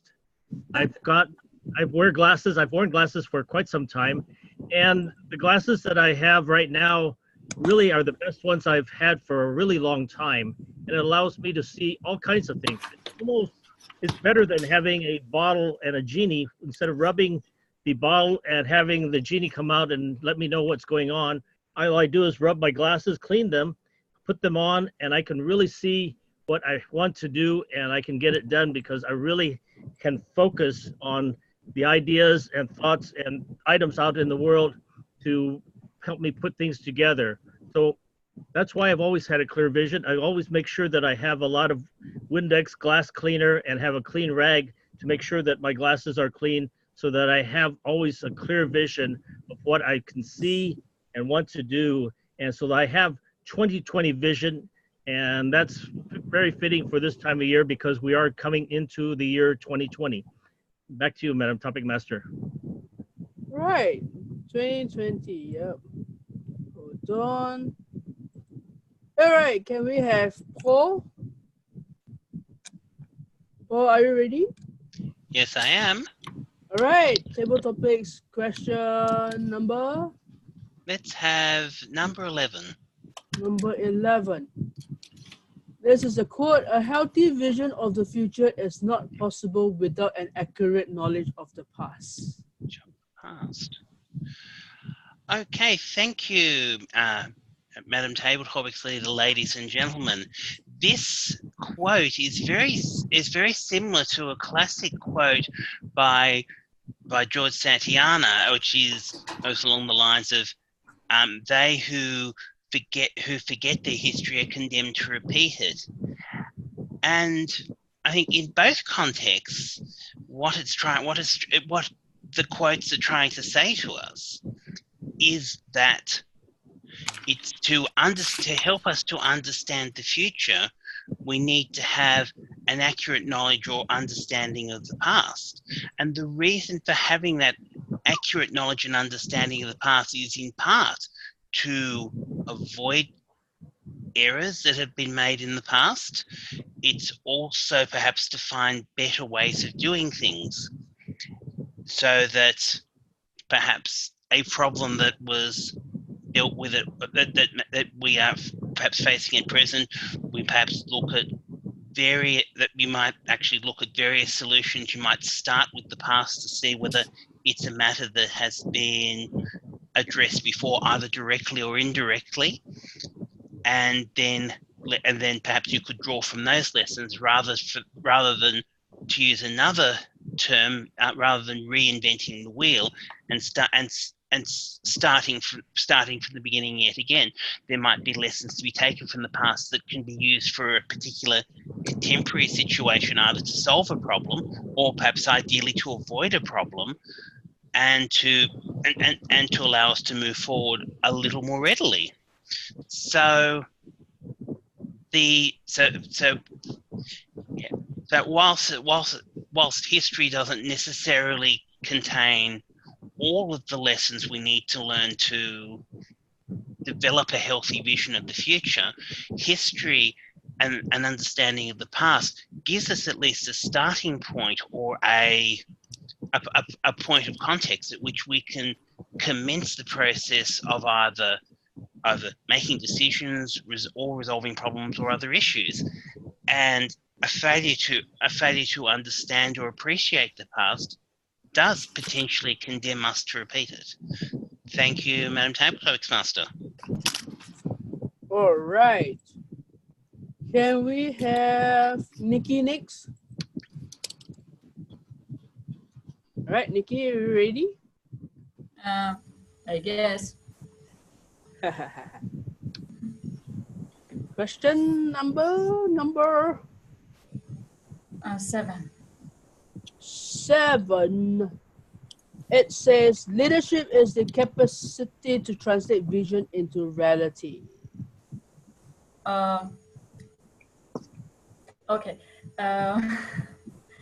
This is my second time doing this, and I have to admit something that I don't know how do you do this, but when I'm going to do this, my mind goes, like white and blink, and seriously, how do you do this? Because I'm so, new to this table topics, speaking. Yeah. Okay. Well, I try my best. Try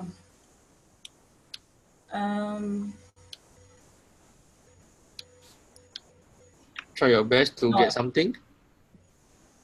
What? Okay, if you think it's too hard, you want to change the topic? 10 seconds left. No, can I pass? Okay, Okay. thank you.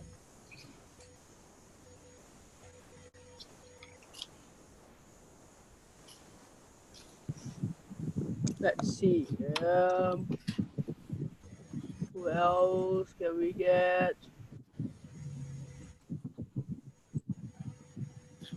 Is City there? No, I don't think City is there. Okay, how about Ping. Ping Lee?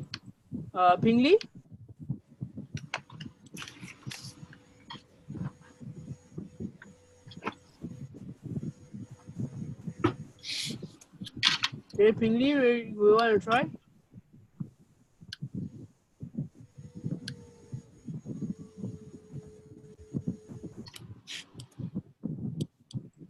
Can I have the question?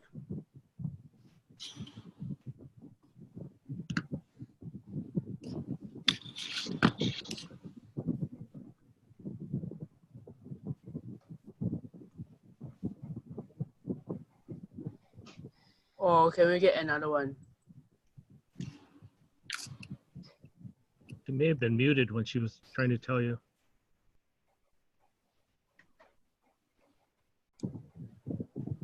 English is already unmuted. Right? You want to try a table topic, English? Well, all right. Okay, can I have the question?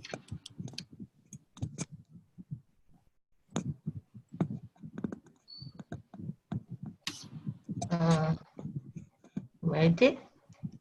Sorry? 19. This one. 18. 1 8. It Right. says inner vision. Wow.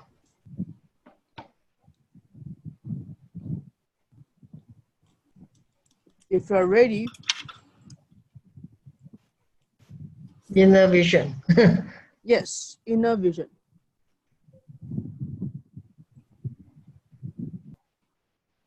Well, I do not have it I'm not sure about my inner vision, but outer vision, I would think that if I can fulfill what God has bestowed upon me, then I will take on it and take on it as something that I can do for people who might be in need, like in like those who are in the hospital, to caring for the patients. So that will be my outer vision. For my inner vision, I do not know as yet how to fulfill it. So does that answer the question? I'm not very good at table topics, so that's why the inner vision, to see my inner vision is to let people see what I am knowledgeable, then they probably can see me as what I can help to those around me. So back to you. Great. Great. Inner vision and outer vision. They are all part of ourselves. All right, let's see who wants to go next. Any volunteer, or shall I spotlight the person again? Sean, I think you need a spotlight. Okay. Then in that case, we will go for. Oh, table topics over. Time up. Time's up. Sorry? Really says table topics is over. Oh, okay, that's good. Okay, then we will end it here. Okay. We'll find more topics to talk about it anytime more. Thank you. Okay. Hello. Mr. Timer, how did everybody do? Okay. The timing is updated live on the chat. Only Angela is out of time. The rest are all in time. Okay. Yes. So that's the update for me. Timer report. Timer update is the list of persons is very tight concurrently really. Okay. I'm waiting for Willie's side to type out the poll. So give me some time. Yes, correct.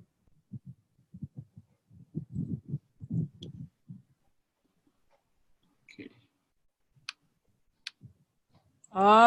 Okay. Okay. Wait, let me see. Go to.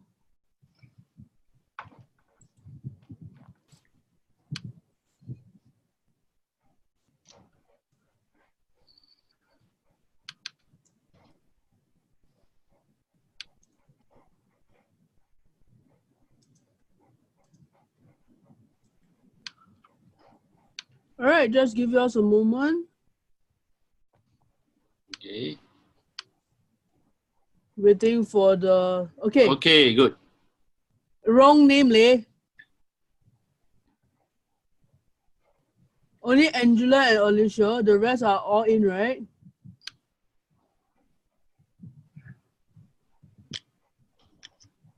Willie, I think there is some error here. Really got error. Your poll got error.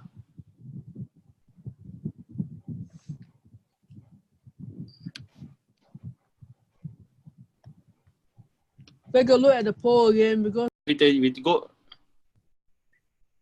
Okay, then we will just close the thing first. Okay. Okay. Oh.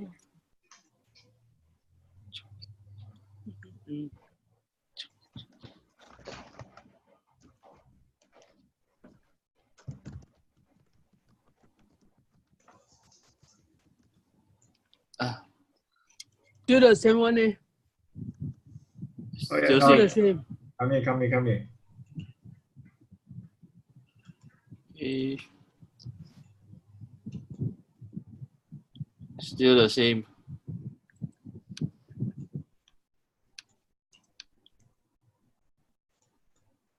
Yep. Vote in the chat. Don't know what happened also.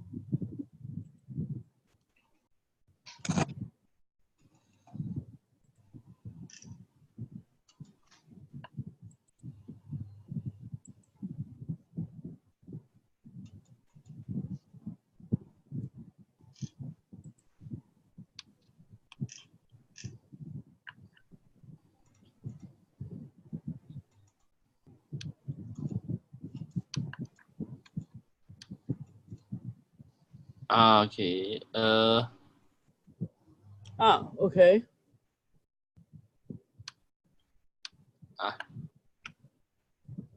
Okay, all submit your poll. Okay.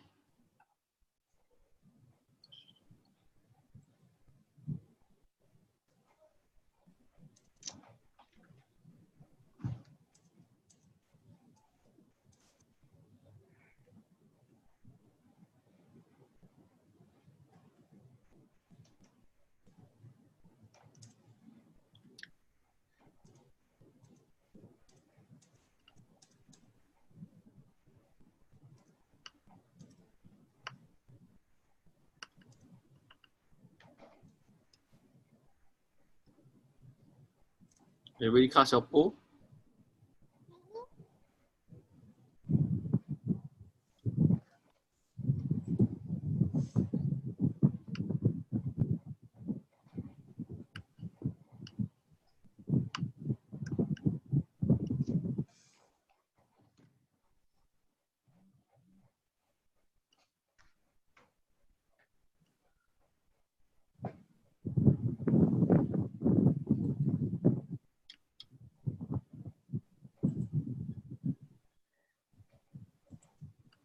we done?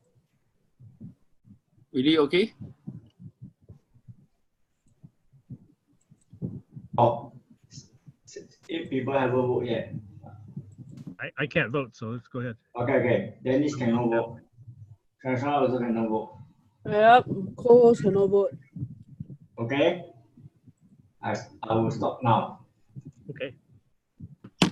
Okay, what's the plan? Okay, I was looking at see who's here as far as speakers are concerned. So go ahead, let's do the lineup. Okay, right now. Vincent is here. Okay.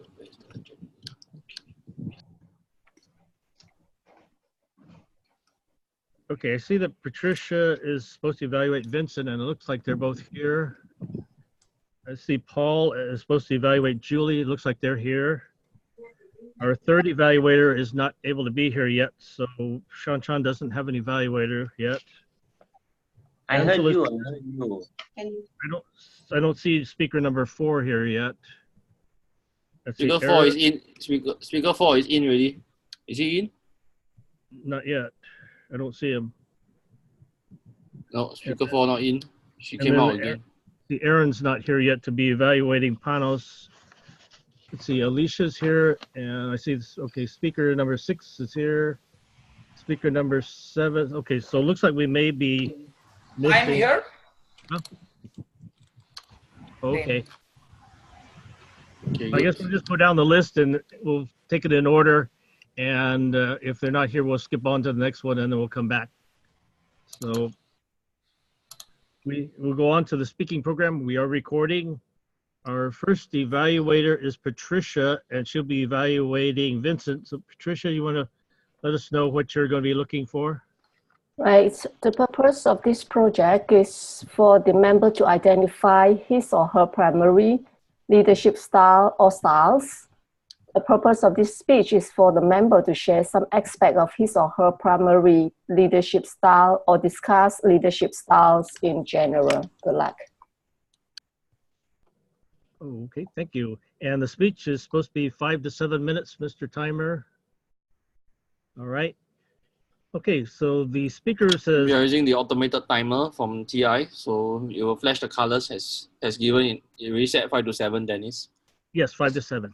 Okay. Okay, so the speaker says, what does a dating beginner have to share about dating?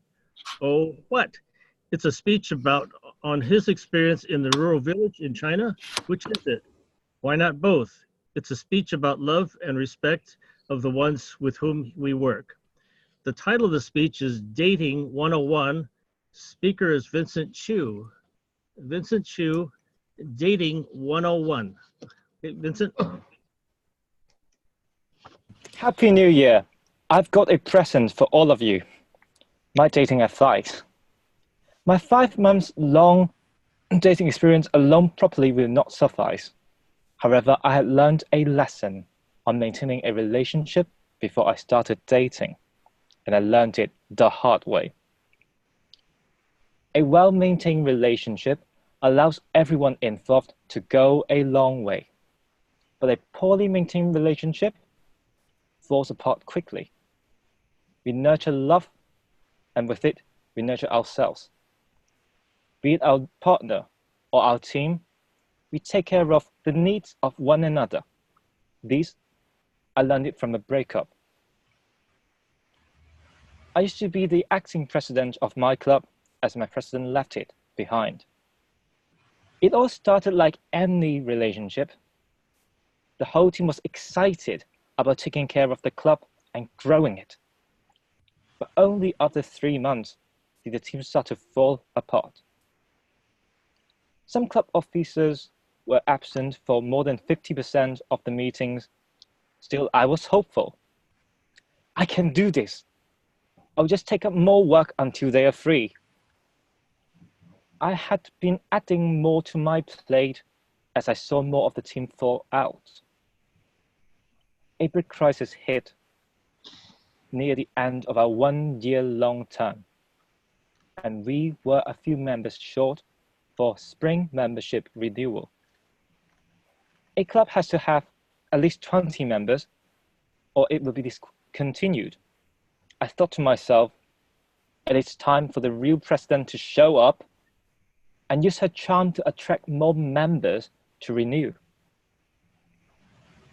Sandy, we need a few more members to renew, or our club will be disqualified for our president's distinguished status.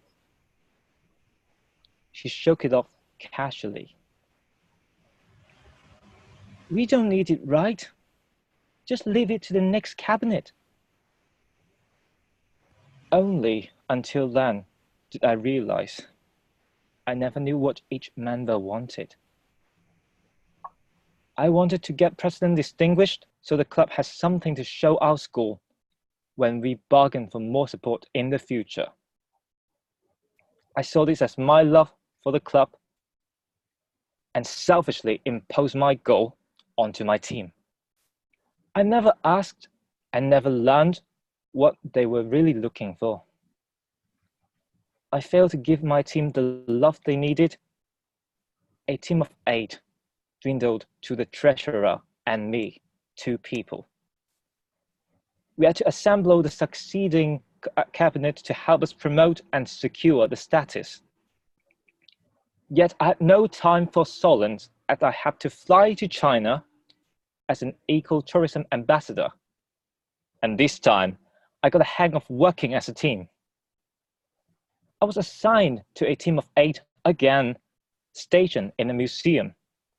Our duty was to create games for the museum to use in the summer camp programs. Our boss also delegated an optional task to create multimedia materials. We commenced our 1-month-long stay with a meeting for Division of Labor.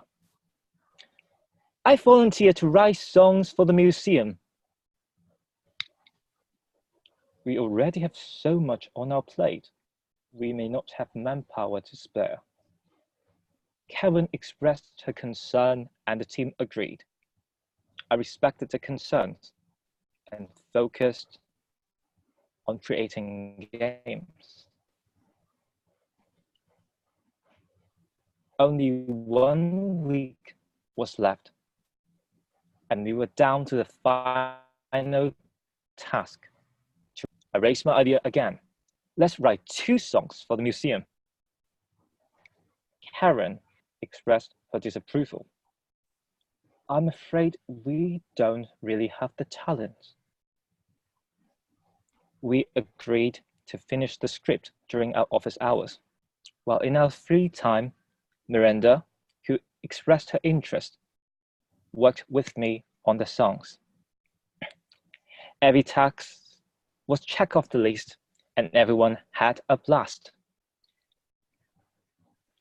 Whenever we are on a team or in a romantic relationship, we often have differences in our opinions and expectations. This is when dating 101 comes in handy. Respect and take care of each other's needs.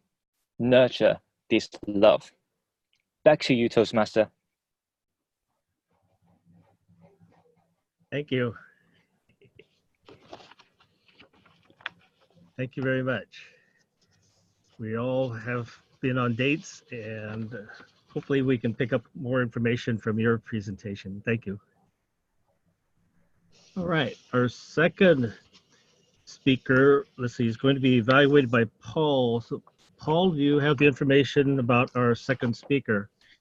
Yes, I do.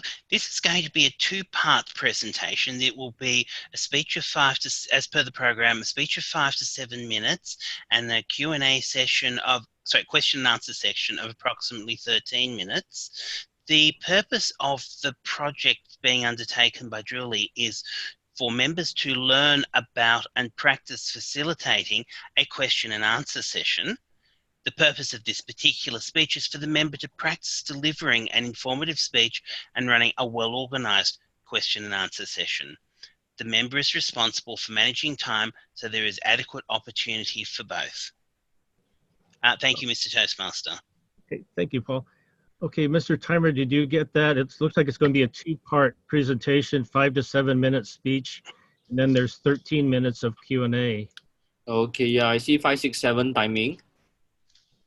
Then how many minutes Q&A?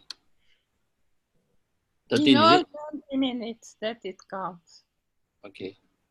I'll just do the prepared speech timing. When the Q&A time comes, you let me know, okay? Okay. Yeah, it's easier that way. Okay, we'll do it that way. Yeah, All right. do it that way. Okay. All right.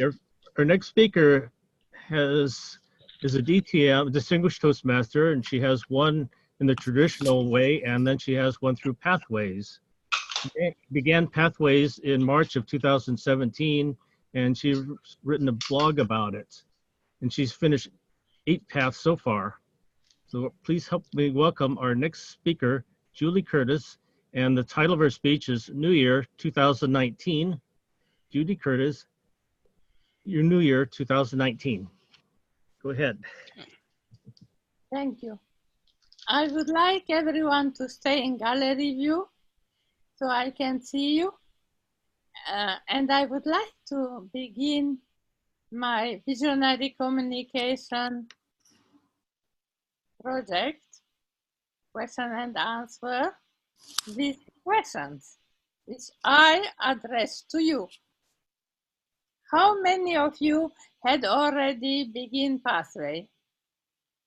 Can you? Yeah. Any who didn't yet? Panos and Kiran, yes. So almost all you have already begun. As you know, we have 6 more months, and then all of us will be on pathway. We will be not Toastmaster at all, or we will not progress at least. So let's do it. For me, the pathway and my relationship, as I just heard Vincent speaking about it, this pathway started in March, or close relationship, let's say, in March 2017. It's a long relationship.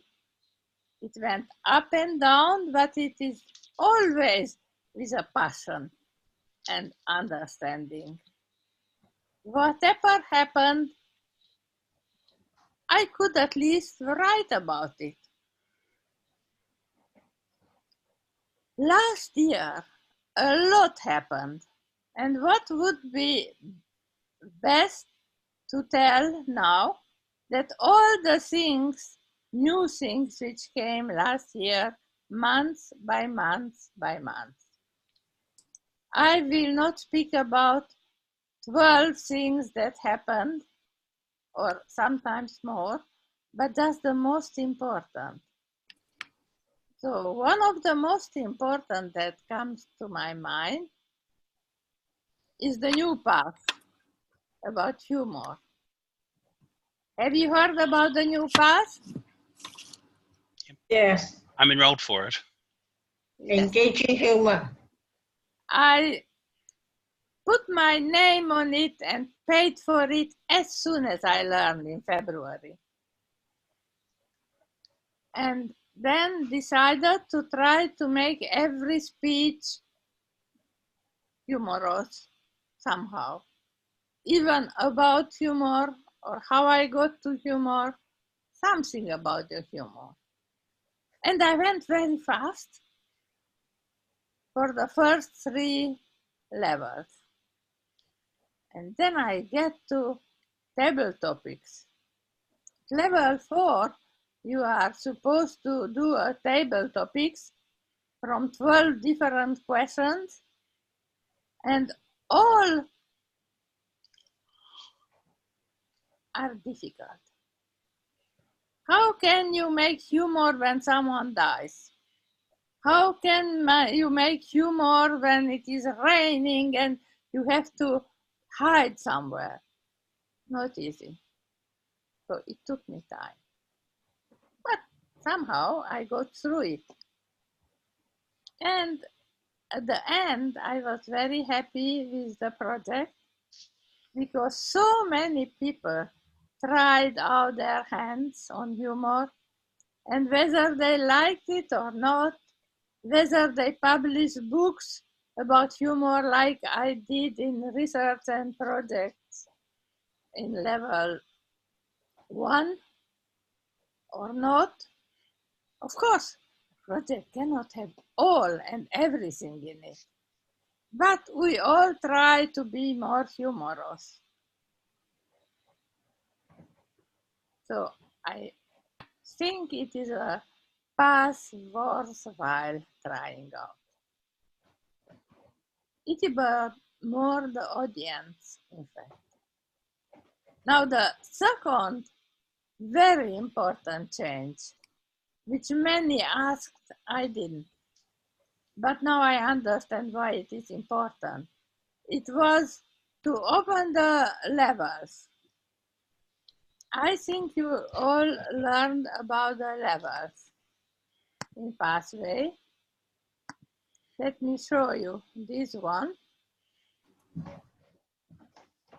That is a presentation of the rebut. For each level, we have something similar to show.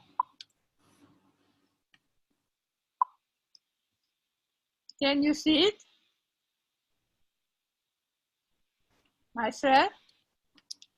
All what is in left is things you have to do.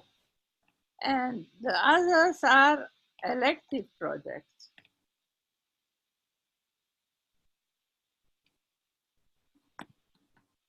So, and we have, of course, 5 levels. And why we have 5 levels? I understood when they told me there is like in video game. You have to go to some level to be able to go farther. So, okay. But now the levels are open.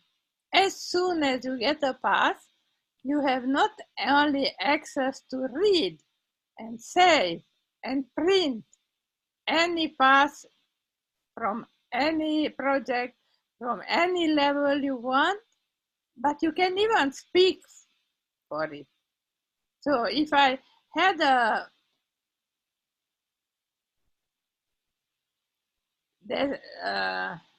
occasion to do a long keynote-like speech, for example, from level 5, and I am at level 2, I can do it. It will count when I arrive there. Of course, when you have something new, it gives a lot of trouble. We have spoken a lot about vision, and visionary communication is my path. And I took it now the second time. The first time, it was in 2017. Now I went to level 1. I bought, of course, the new program again, and no problem. I have a level 1 certificate. Then I went to level 2. What? My certificate is level 2 for now, 2017, when I finished first time. So I went to Toastmasters International, and I am still in discussion with them. They messed up some things when they gave something good new, but they will change it. For me, the passion remains, and I hope for you too. I finished 8 paths completely, and I am now on 3 more in parallel, so I can choose what I want to speak about. I have 5 clubs, which I pay in Toastmaster, and 3 clubs I visit regularly. So this is one of your clubs. My time, I am home and alone, goes to Pathway. That shows my long relationship and passion with it. Now I would like you to ask some questions, and I am very happy to answer you. Who would like to ask the first question. Just put your hands on. Angela, can you unmute yourself? Know how Pathways humorous differs from the old manual humor. What extra does it give you? Because I would. Has a lot more. You ask me what extra is in the past relatively to humorous manual. Yes? Yes. Okay. So, in my opinion, it has a lot more about the importance of the audience. How you handle an audience. How when you tell a story about yourself, and if the audience doesn't laugh, you can go further without problem. That is the most important thing we can learn, but there are many, many others. Thank you. Yes, second question. Vincent? No?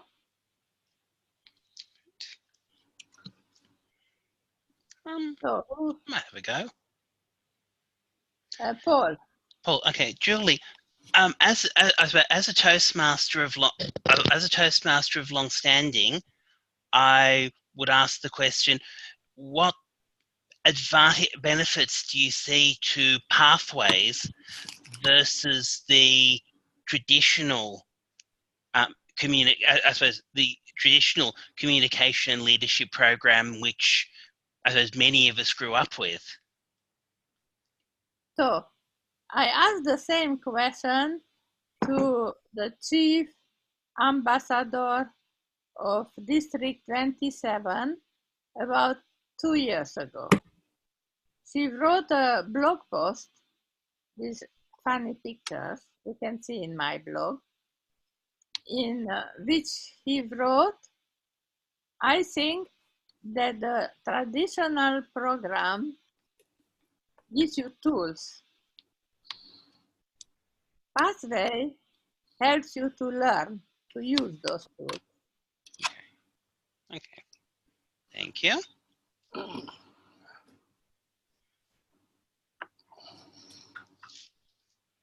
Uncle Tomato, we have 20 minutes, not 10. So. Oh, okay. 20 minutes for Q&A. 20 in all. 20 in Yes. all. Okay. Panos. Hi, Just Julie. watch the clock. Just watch the clock. Don't bother about the colors. All right. Can I have a question, please? Panos? Okay, thank you. Thank you, Julie, for your presentation. You get me. I did not finish 20 minutes. In all, I have 20 minutes. Yeah, thank you, Julie, for your ongoing presentation then. I have a question. I would like to hear your view on the fact that using the traditional system to get a DTM, or in other words, to go full circle in the Toastmasters International program, would require a member to take the stage more or less 45 times. So it would be 45 different speaking projects. Now with Pathways, this has been effectively reduced to about 35, depending on the electives and so on. This represents about 25% reduction in the number of projects and engagements to earn the same degree. I find this an interesting change and observation, and I would like to hear from your experience how you view it. I think it is speaking about projects. The 30 projects are projects. But for example, the second project, evaluation and feedback, has 3 tasks. You have to speak once, then you give another speech using the evaluation, and then you give an evaluation. So it's 3 times 3 speeches. And in general, the tasks are bigger and have a lot more to do So, in my opinion, that is the answer, the first answer. But the second answer, don't do parallels. Go in pathway with open heart and love it or hate it or whatever without trying to tell, oh, but I had that and now I want something else. As to myself, I finished the second time AC Gold in 2016 and never looked back. I just go into pathway and fight with what is there, sometimes good, sometimes bad, sometimes I have to change, sometimes I have to learn. Think pathway. Yes, another question? Can I have a question, please? Yes, Vincent. Hello, I'm Vincent. So for my club, we have only one member enrolled in engaging humor. And he's kind of new, he rarely gives speeches. And I wonder what I can help him if I'm to mentor him or give him some advice. Because I have no idea what this path is about, because I've enrolled in 2 different paths, which are not engaging humor. The differences between path and path are not huge. As I had shown you here,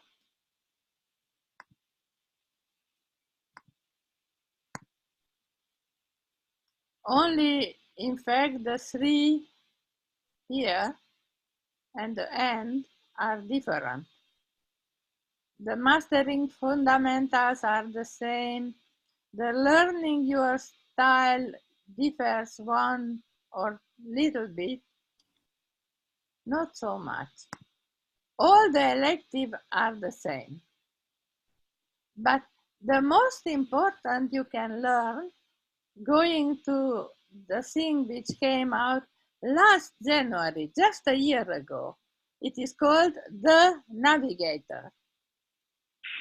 And the Navigator, you can look at it through any mobile device. That is wonderful. I even went to my club meeting and looked with a new member, and we looked at the different paths, spoke together, and then she chose a path through her own mobile device, which was different from mine, and could do it. So if anytime you have time, open your phone, go to the Navigator. You don't have even to be member, and you can open it and look, and it has a lot of interesting information.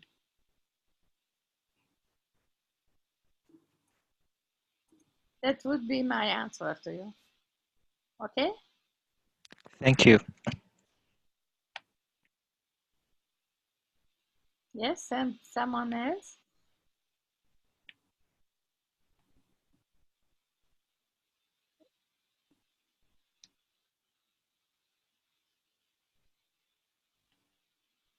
Yes, Angela? In the humorous presentation, what extra ideas does it give you for selecting a subject or making jokes? For? Selecting your topic or making jokes. What advice is there? Okay, so personally, I am stand-up comedian. So it was not so difficult for me. Because of Toastmaster, I went for storytelling, and then while I was storytelling, someone began to laugh of something I told or something I did, and I changed my t-shirt. They thought I will disrobe, and they began to laugh, and from then on they laughed and laughed.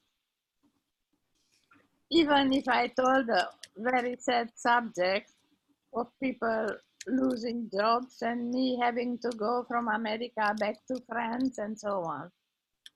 So I went and learned what I learned, that you can laugh of yourself. Of course, humor, as any speech we heard speaking about, is about others. So we have to tell something they understand.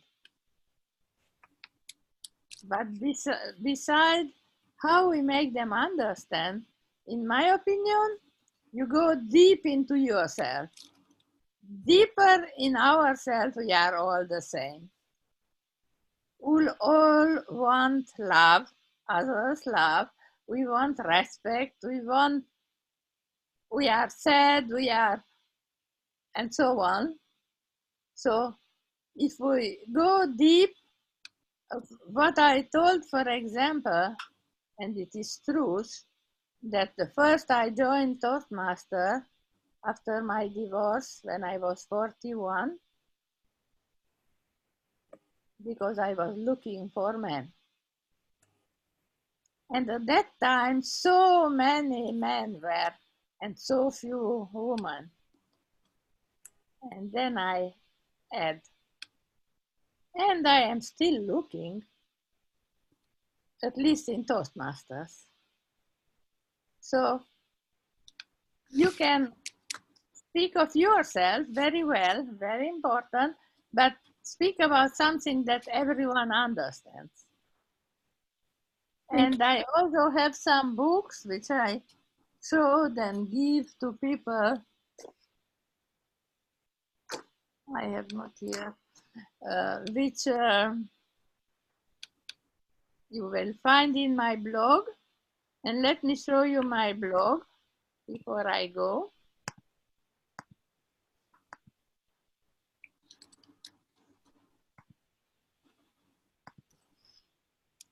Yeah. It is called Pathway Experience. And people remember it because it is sex in the middle, which I did not realize when I chose the name, but I love it. And here, what I wrote 27th of December, and you can see how many posts I have written. And this last year, as I told, I wrote only 317, not more. But you have a search, and you can search what you are interested about. And as I have a specific relationship with Pathway, I told my own opinion and my own experience, up and down, but usually, finally, I find ways. Thank you, Angela. 20 minutes gone. Thank you very much. Unless someone wants a burning question, it is finished. Okay.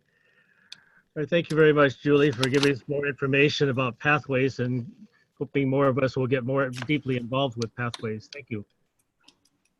All right, our next speaker, our third speaker is Shanshan, and right now, Kenan, you are scheduled to be the evaluator. Can you evaluate her?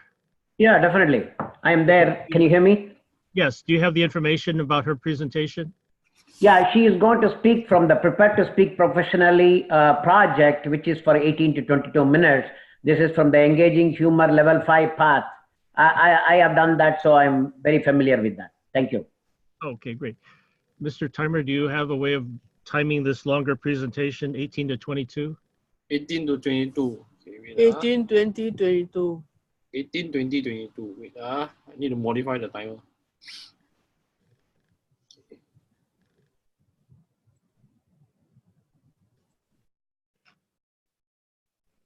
Am I okay? I modified the timer on custom setting already. Okay. You just follow the lights accordingly. Okay. Yeah, I will not adjust the gray and the red already. Okay. Okay, All right. Okay, wait. Can you please spotlight the speaker, please, if you don't mind? Yeah, I'll do that. Okay. Let me.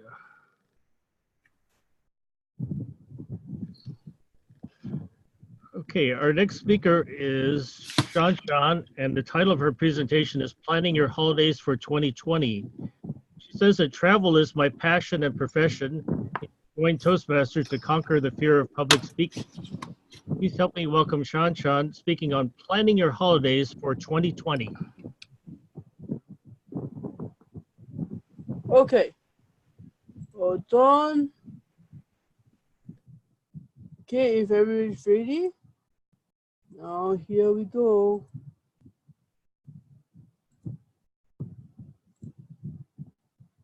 Oh, does anybody recognize where this place is?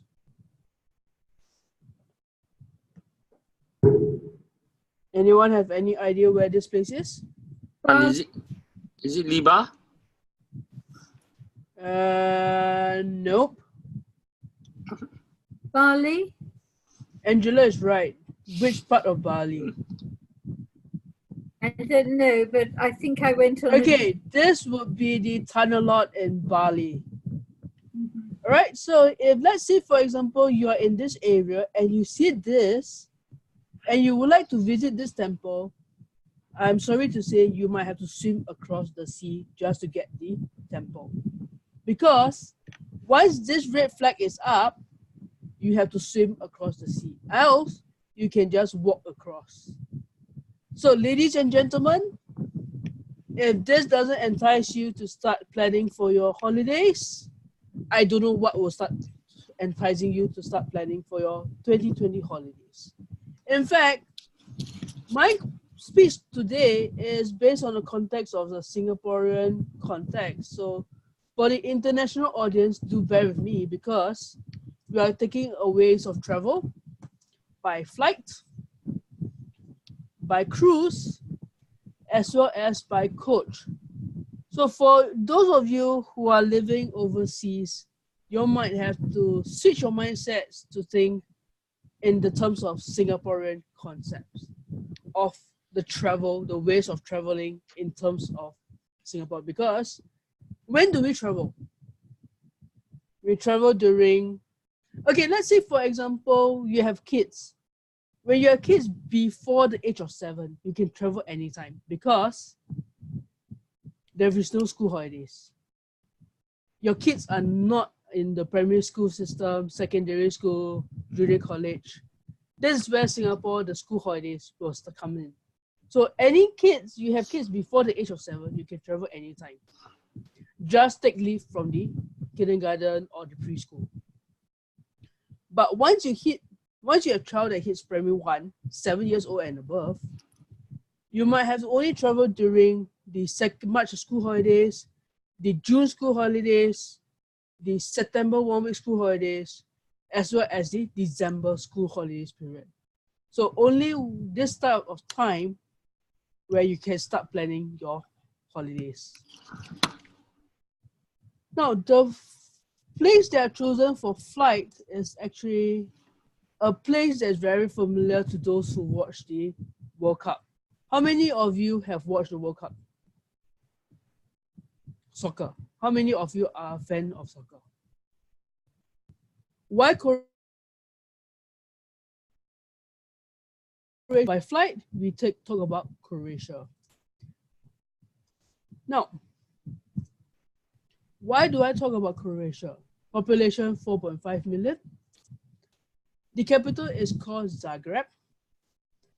And the currency sounds very familiar if some of you have this currency or some of you have the other currency of the kuna, Croatian kuna. It's not to be mistaken for the krona, right? It's kruna.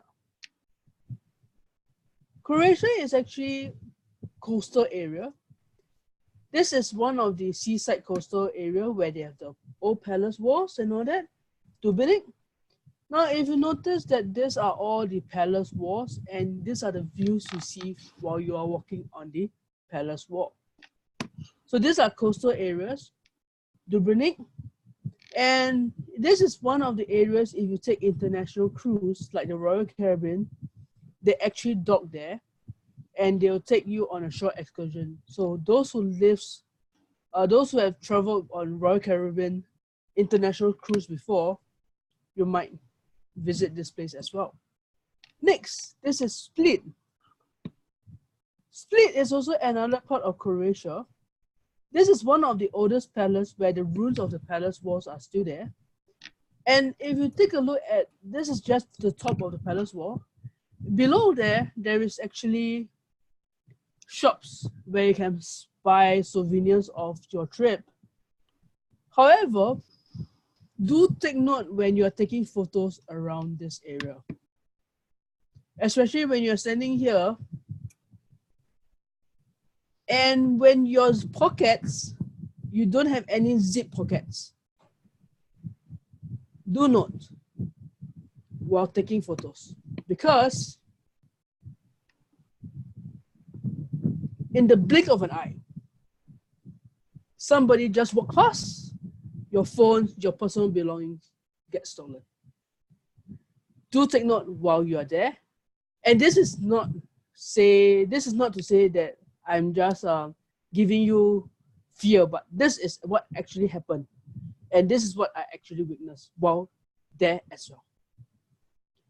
Somebody was taking photos, and when you take photos, you tend to stand up. When you stand up, especially when you don't have a zip pocket, now this is a zip pocket here. Without a zip pocket, you put your phone inside, somebody walk past, your phone gets lost. Therefore, a reminder for all people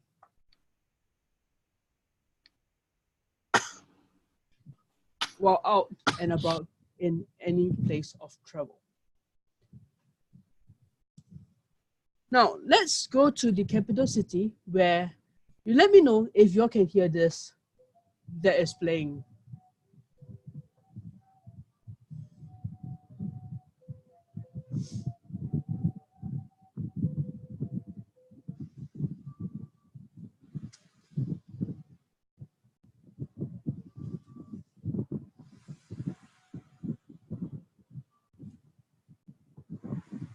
We can. It's like there's now the sound.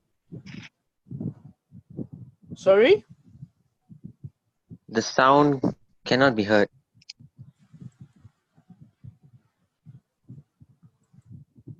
The sound cannot be heard. Okay, never mind, it's all right. What you have just seen is actually the sea organ, where there is pipe underneath the steps, and as the wave crash, the sound of an organ plays. So that is where you can witness it in Zagreb.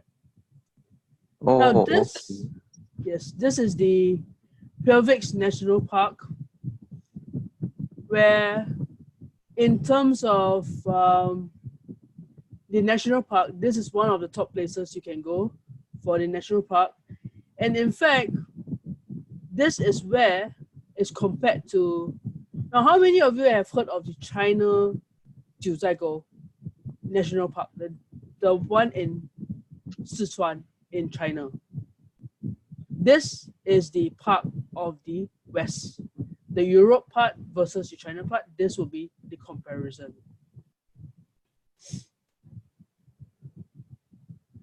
Now, in terms of scenery, the best time to visit is actually during the autumn and the spring season, where the leaves are very, I wouldn't say green, but it turns to the autumn colors and the spring colors. That is where it's very beautiful. Of course, in Croatia, you tend to have a different type of cuisine. This is squid ink. And if anyone is craving for Chinese, you have actually Chinese restaurant.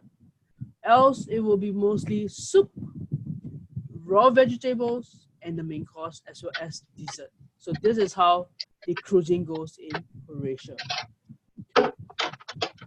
Now, as we land back in Singapore, we take a break, relax, and go on to the next one, where we'll visit a cruise, which we call the Genting Dream. And mind you, Genting Dream doesn't sail to Genting Highlands, by the way.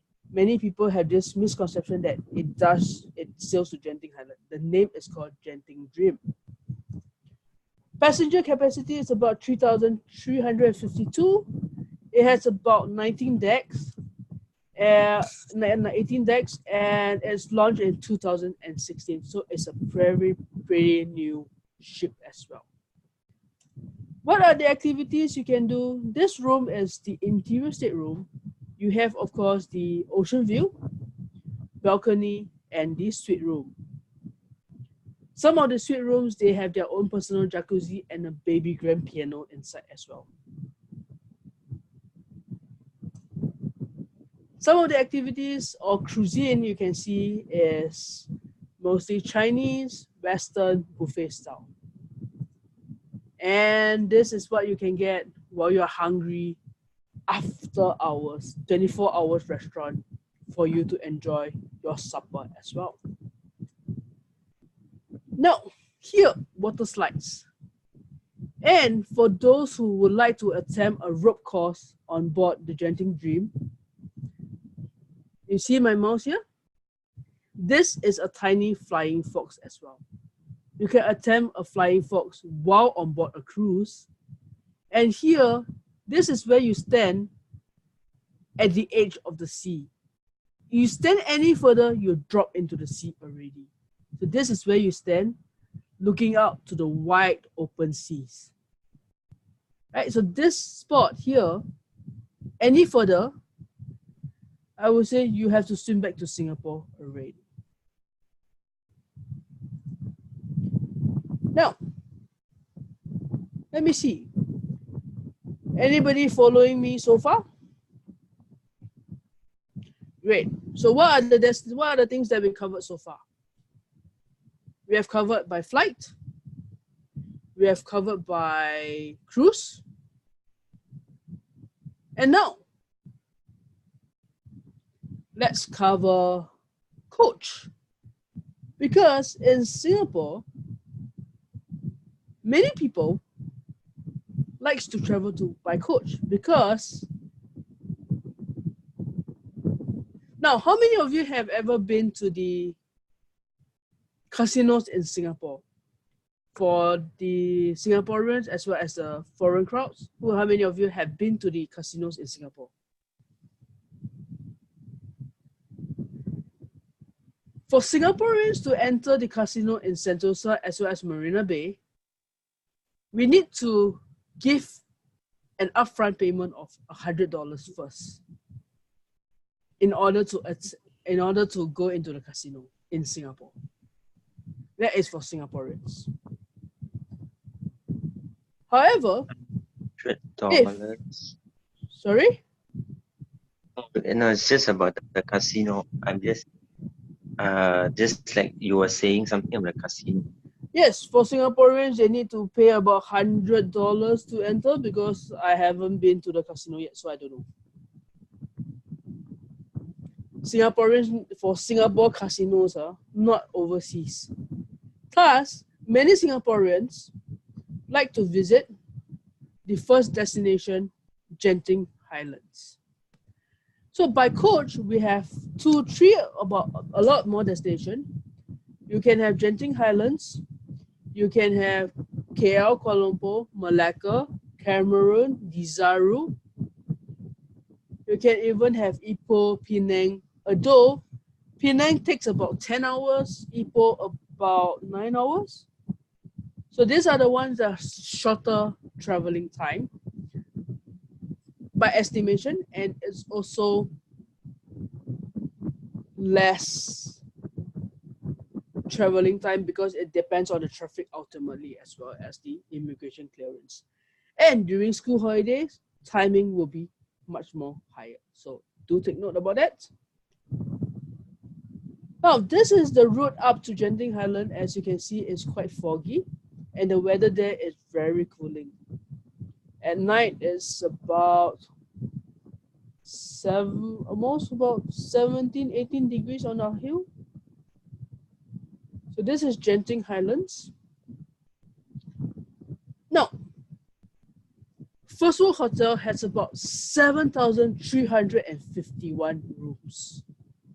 Imagine that. It takes about 3 towers and it's the world's largest hotel. And the rooms are basically standard rooms, deluxe Wi-Fi, as well as deluxe rooms. So these are the rooms that are in Genting Highlands. Outdoor theme park is under renovation. It used to be, there was an outdoor theme park, but it has been down since 2013.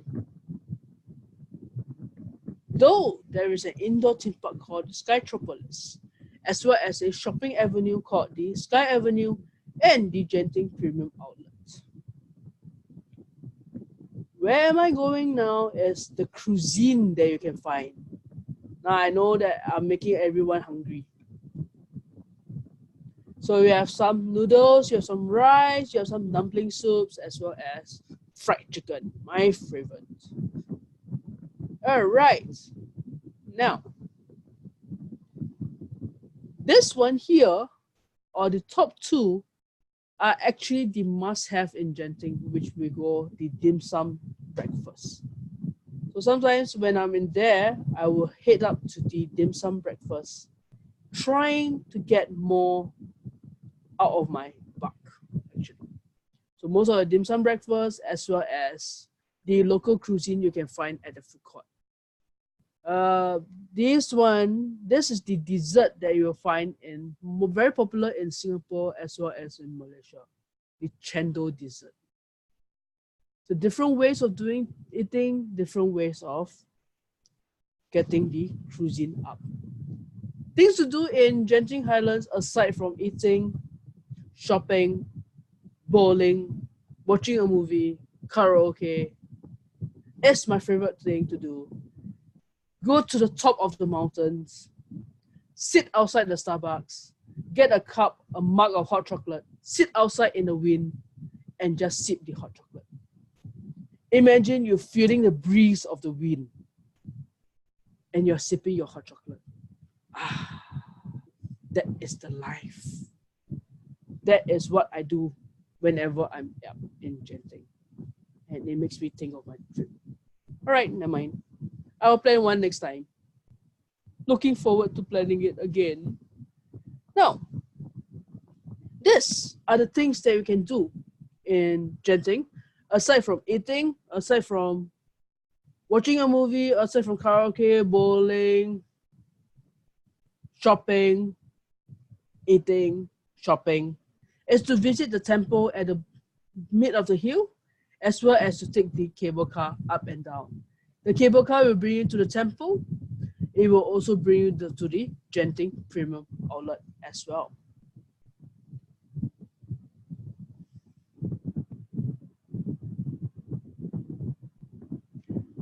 Now, I have come to the end, or rather, I have come to the conclusion of my speech.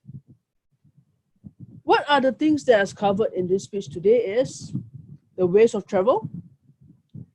Now, how many of you can still remember the ways of travel? Flight,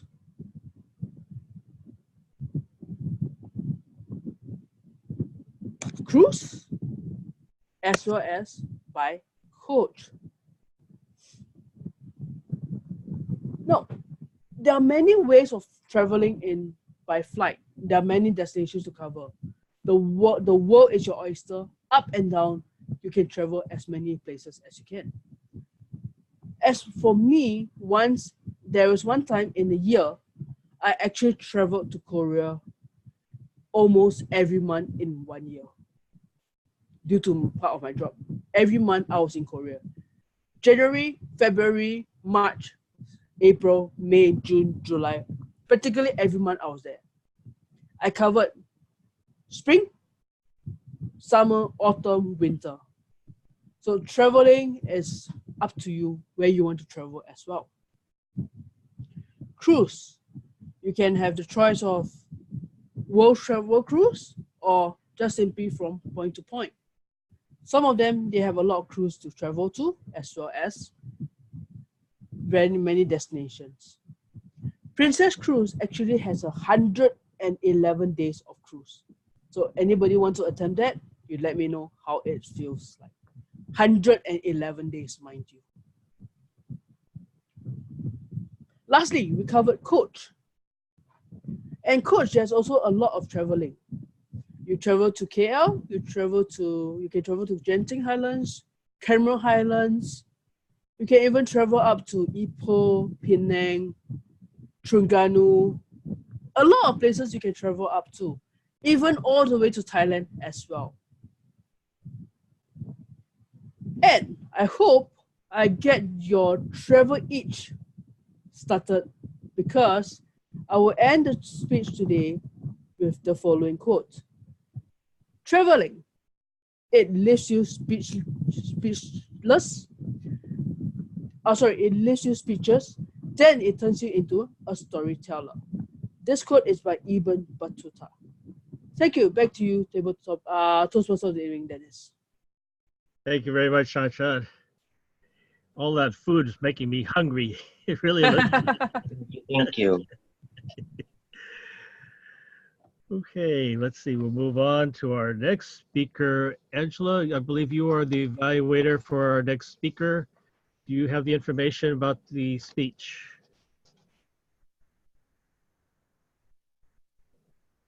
Angela, you need to unmute.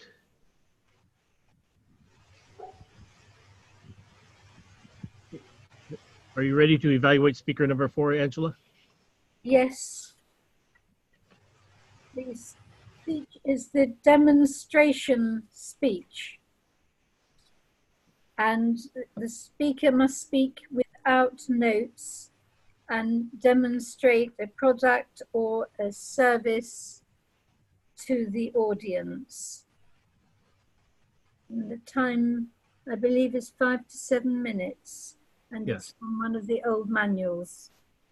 Okay. All right, thank you. Okay, Mr. Timer, are you all set for the 5 to 7 minutes? Yes, Dennis, I'm up already. Set up already. Okay. All right.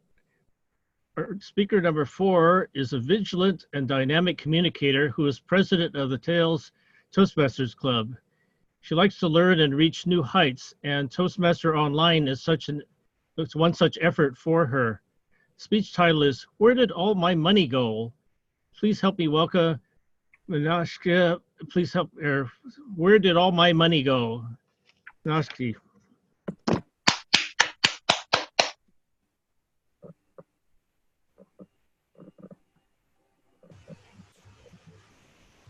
Hello one and all. Today I will be presenting my Speaking to Inform speech number 3, a demonstrative talk. The title is very vivid and interesting, isn't it? Where did all my money go? Is the question that I asked to myself, is the question my friends asked to themselves, and probably the question that you ask to yourself as well many times, especially the beginning of the month, more often during the end of the month. Isn't it? Where did all your money go? Are you wondering? Even though you earn dollars and dollars and thousands of dollars, at the end of the month, you wonder, what did I spend on? What did I put up all the money for? Did I give to somebody? Or did I just have it in my account? Or is it all gone? Or is it all missing? The famous answers to this question is, where does all the money go? Some say, I ate it because I spend most of my money in food. Some say, I spent on my clothing and I'm wearing it. Some do say, I traveled and I spent all my money. And most leave with the question, I don't know. I don't know where all my money went. The one solution that I'm going to propose today to find out where did all your money go is the tally. How you want to maintain your money accounting. This tally system is, or the five-sum technique, is also called as Aintogai in my regional language. It dates back to the 14th century, and it is a proud is the one who is the reason for developing the tally software. The tally software itself was born out of this technique called the five-sum technique. Below, you can see a short display of the five-sum technique. The basic three columns in it is the account title, debit, and credit. So I will show you more in detail. What are all the five columns that the sheet contains? There is a unique ID number, or it can be a serial number or anything. This first item is still optional. It is up to you to add or not. The second item is the account title, which is a mandatory one. The third item is the debit, and the fourth item is the credit. These three items are mandatory and you have to add it. The fifth item is also balance, and it's an optional item. Even though you don't add balance, it is hidden in the columns. Okay, let me explain to you how it works. Now, if you have income as a salary, say Mary has $3,000 as her salary and John has $4,000 as his salary, how do they add into the system or into the sheet?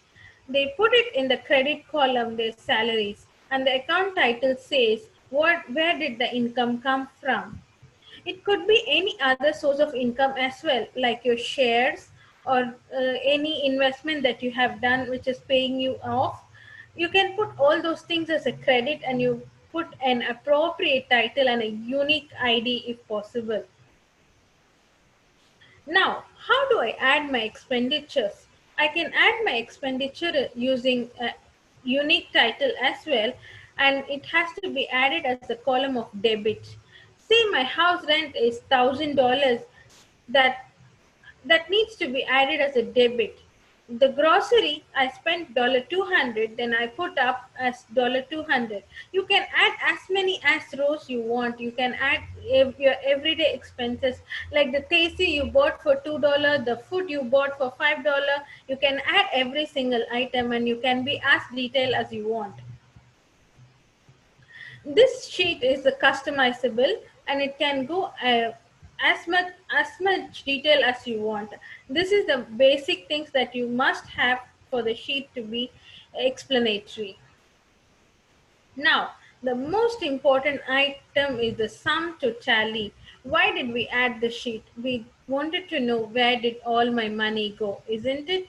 So now, to find out where did all your money go, you need to add the cash that you have in your hand or in your bank account as a cash in hand, as a mimic of a debit. It is not the actual debit, but it is just to tally.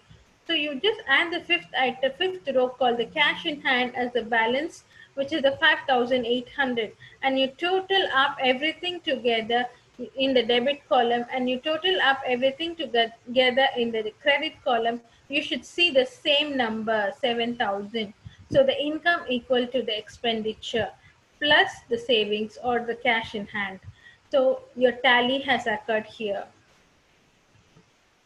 Now, this, as I told you, this could be as brief as it can, and it can be as explanatory as it can. So the first item that I would be, and the most important thing that I would like to share with you today is this double entry bookkeeping method, where the serial number can be replaced with a unique ledger ID. What do I mean by a ledger ID? It's an ID given to one account title. Say salary of Mary is given ID 1, and the next month also salary of Mary will be given ID number 1. So at the end of the year, you can sum up all the ID number 1 to find out how much salary did Mary get. Also, you can find out that item number 3, or the house rent, towards the end of the year, to check what is the total house rent that you have paid in the year. So that includes the ledger ID and a double entry bookkeeping method.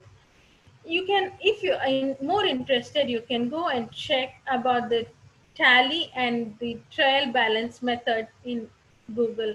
This method have been in practice since 14th century. The modern methods have been developed in 1980s. The tally software is also available in the apps on your mobile. So it's very simple and it can be as brief as you want. If you have any questions, you can ask me, though there is no questionnaire session today, or you can ping me later if you want. So, why did we look up at this kind of a presentation today? To know why did we have to maintain our, why do we have to maintain such a thing? It's very simple and it is explaining for what and where all your money went. So I guess this is your call for action for today and you can proceed and try it out for yourself. Thank you and back to you, Toastmaster of the Day. Hey, thank you very much. Hopefully we can keep track of our money and know where our money went. It seems to leave us very quickly, especially if you use a plastic debit card. Okay, our next speaker is going to be evaluated by Aaron. Aaron, are you ready to evaluate our next speaker? I thought I saw Aaron. Where'd he go? Did I see? Did Aaron leave us? Or Aaron, wait. He was there. Yeah, Aaron was in. Aaron is in. Oh, there he is. Yeah. Can you hear me now? Yes, I can hear you, Aaron. Are you ready to evaluate our next speaker? Yep, I thought we are going to give the objective of the speech, no? Yes. Okay, go ahead. Okay, the objective of the speech that he is giving is from interpretive reading project number 1, read a story, effectively interpret the story, apply vocal techniques that aid the effectiveness of the reading. So we are going to hear a very original story that is from him and looking forward to it. Aaron, what's the timing? Let me double check. 8 to 10. It's from 8 to 10, yep. 8 to 10, okay. I'm using Keynote now to do the timing. Change my timer on my iPad. Don't know what happened. Died. Okay. Yeah, I'm back to Keynote again. Okay, our next speaker is Panos, and he says that 3 Questions is a story by the Russian writer Leo Tolstoy, who is regarded as one of the greatest authors of all time. It speaks of a king who is looking for answers for some of the big questions in life. So he consulted with a wise man, and in the process, he discovered how he can live in the present moment with the people around him, helping to lessen their suffering and make their lives happier. Tonight, using interpretive reading, Panos' goal is to make the story come alive. Please help me welcome Panos, speaking about 3 questions. 3 questions, Panos. Okay, Panos. Where'd you go? Thank you, Toastmaster of the evening. It once occurred to a certain king that if he always knew the right time to begin everything, if he knew who were the right people to listen to and whom to avoid, and above all, if he always knew what was the most important thing to do, he would never fail in anything he might undertake. And this thought having occurred to him, he had it proclaimed throughout his kingdom that he would give a great reward to anyone who would teach him what was the right time for every action, and who were the necessary people, and how he might know what was the most important thing to do. And learned men came to the king, but they all answered his question differently. In reply to the first question, some said that in order to know the right time for every action, one must draw up in advance a number of days, months, and years, and must live strictly according to it. Only then, they said, could everything be done at its proper time. Others declared that it was impossible to decide beforehand the right time for every action, but that not letting oneself be absorbed in idle pastimes, one should always attend to all that was going on and then do what was most needed. Others again said that however attentive the king might be to what was going on, it was impossible for one man to decide correctly the right time for every action, but that the king should have a council of wise men who would help him fix the proper time for everything. But then again, others said there were some things which could not wait to be laid before a council, but about which one had at once to decide whether to undertake them or not. But in order to decide that, one must know beforehand what was going to happen. It is only magicians who know that, and therefore, in order to know the right time for every action, one must consult magicians. Equally various were the answers to the second question. Some said the people the king most needed were his counselors. Others said the priests, others the doctors, while some said that the warriors were the most necessary. To the third question, as to what was the most important occupation, some replied that the most important thing in the world was science. Others said that it was skill in warfare, and others again that it was religious worship. All the answers being so different, the king agreed with none of them and gave the reward to none. But still, wishing to find the right answers to his questions, he decided to consult a hermit, widely renowned for his wisdom. The hermit lived in a wood which he never quit, and he received none but common folk. So the king put on simple clothes, and before reaching the hermit's cell, dismounted from his horse and left his bodyguard behind and continued on alone. When the king approached, the hermit was digging the ground in front of his hut. Seeing the king, he greeted him and then went on digging. The hermit was frail and weak, and each time he stuck his spade into the ground and turned a little earth, he breathed heavily. The king went up to him and said, "I have come to you, wise hermit, to ask you to answer 3 questions. How can I learn to do the right thing at the right time? Who are the people I most need? And to whom should I, therefore, pay more attention than to the rest? And what affairs are the most important and need my attention first?" The hermit listened to the king and answered nothing. He just spat on his hand and continued digging. "You are tired," said the king. "Let me take the spade and work a while for you." "Thank you," said the hermit. And giving the spade to the king, he sat down on the crowd. When he had dug 2 beds, the king stopped and repeated his questions. The hermit again gave no answer, but instead rose, stretched out his hand for the spade, and said, "Now rest a while, king, and let me work a bit." But the king did not give him the spade and continued to dig. 1 hour passed, and then another. The sun began to sink behind the trees, and the king at last stuck the spade into the ground and said, "I came to you, wise man, for an answer to my questions.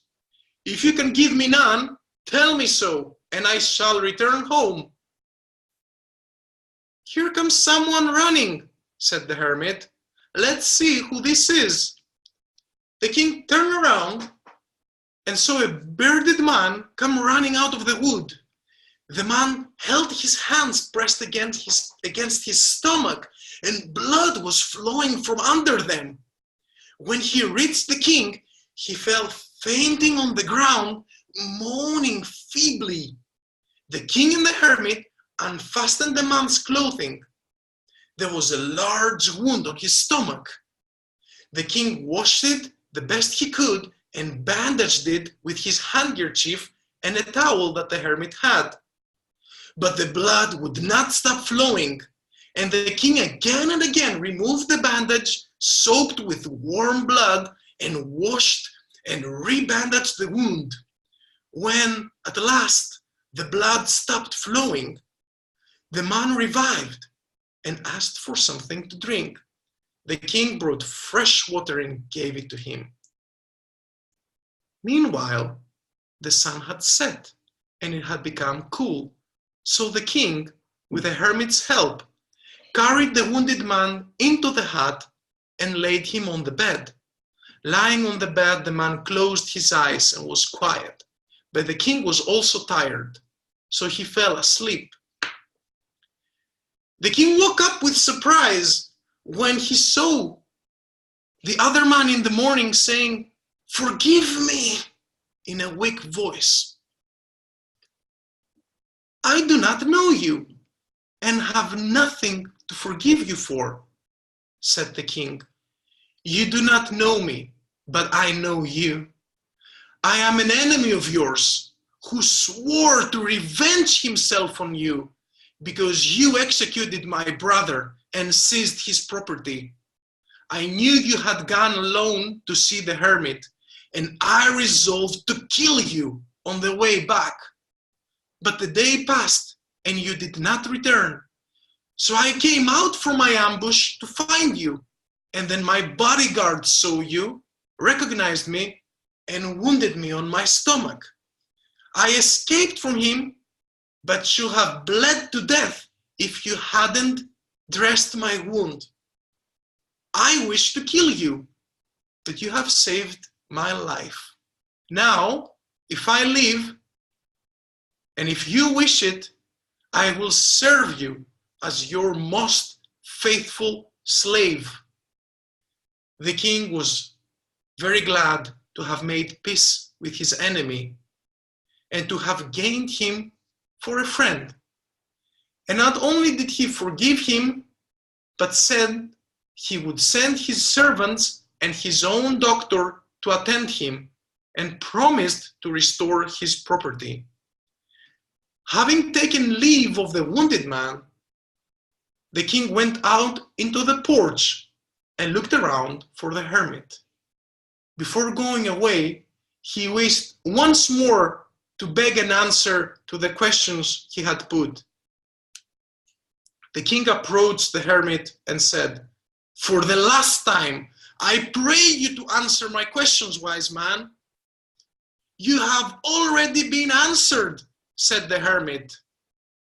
"How answered? What do you mean?" asked the king. "Don't you see?" replied the hermit. "If you had not pitied my weakness yesterday and had not dug these beds for me, but had gone your way, that man would have attacked you, and you would have repented of not having stayed with me. So the most important time was when you were digging the beds, and I was the most important man. And to do me good was your most important business. Afterwards, when the man ran to us, the most important time was when you were attending to him. For if you had not bound up his wounds, he would have died without having made peace with you. So he was the most important man. And what you did for him was your most important business. Remember, there is only one time that is important. Now, it is the most important time because it is the only time when we have any power. The most necessary man is he with whom you are, for no man knows whether he will have dealings with anyone else.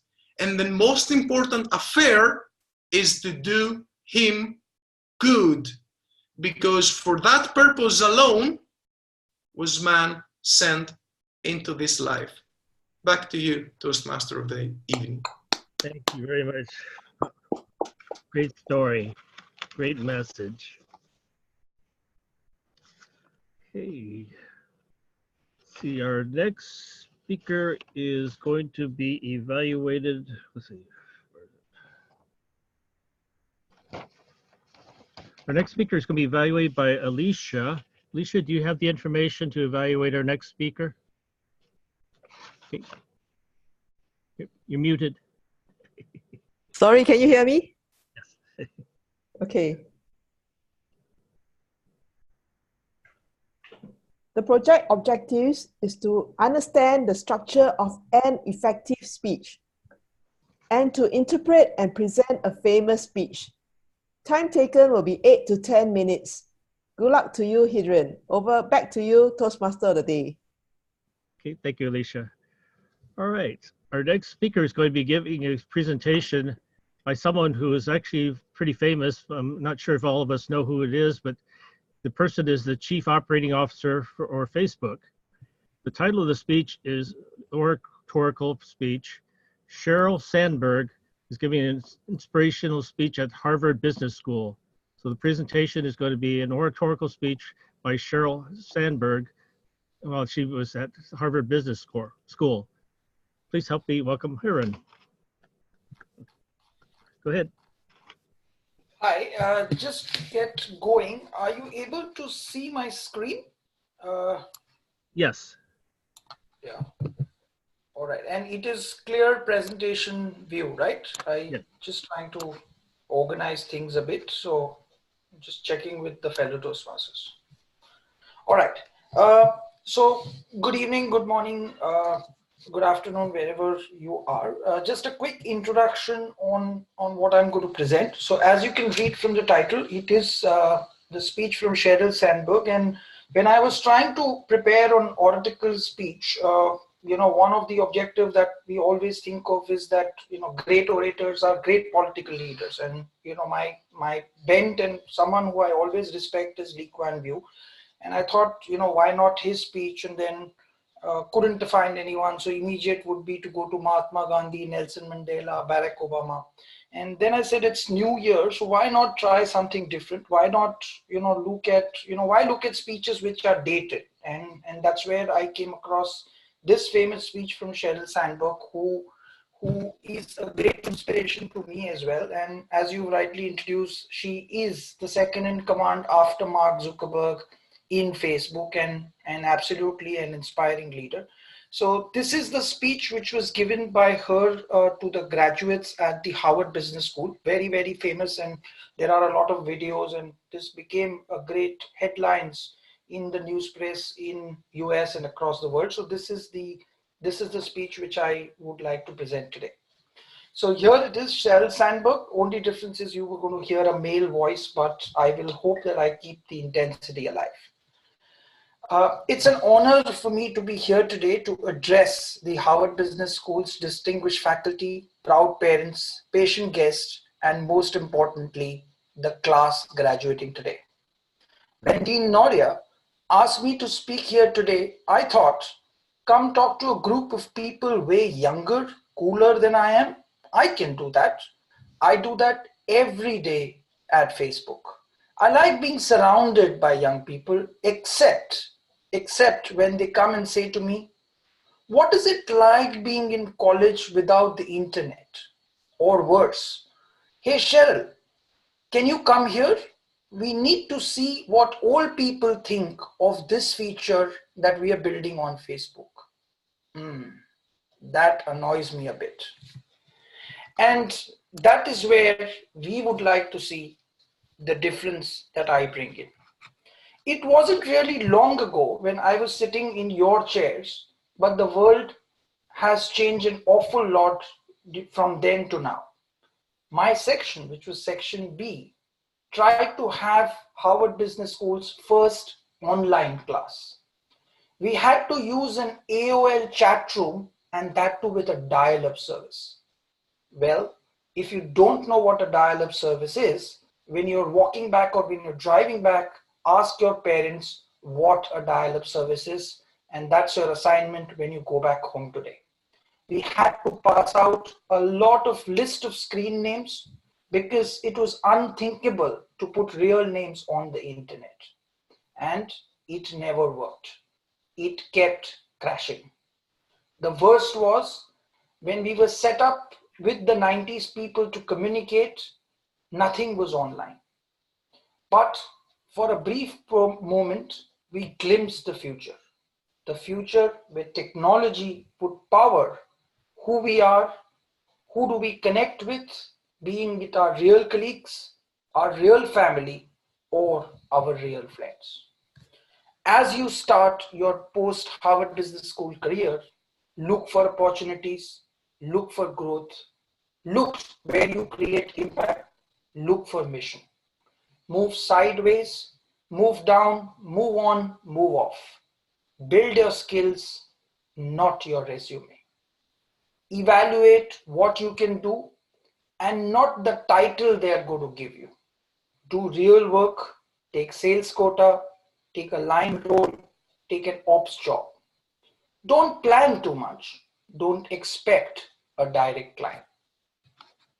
Now a whole lot has changed since then. If I mapped out my career when I was sitting where you are today, I would have missed my career. You are entering a different business world than I entered. Mine was just starting to get connected. Yours is hyper-connected. Mine was competitive.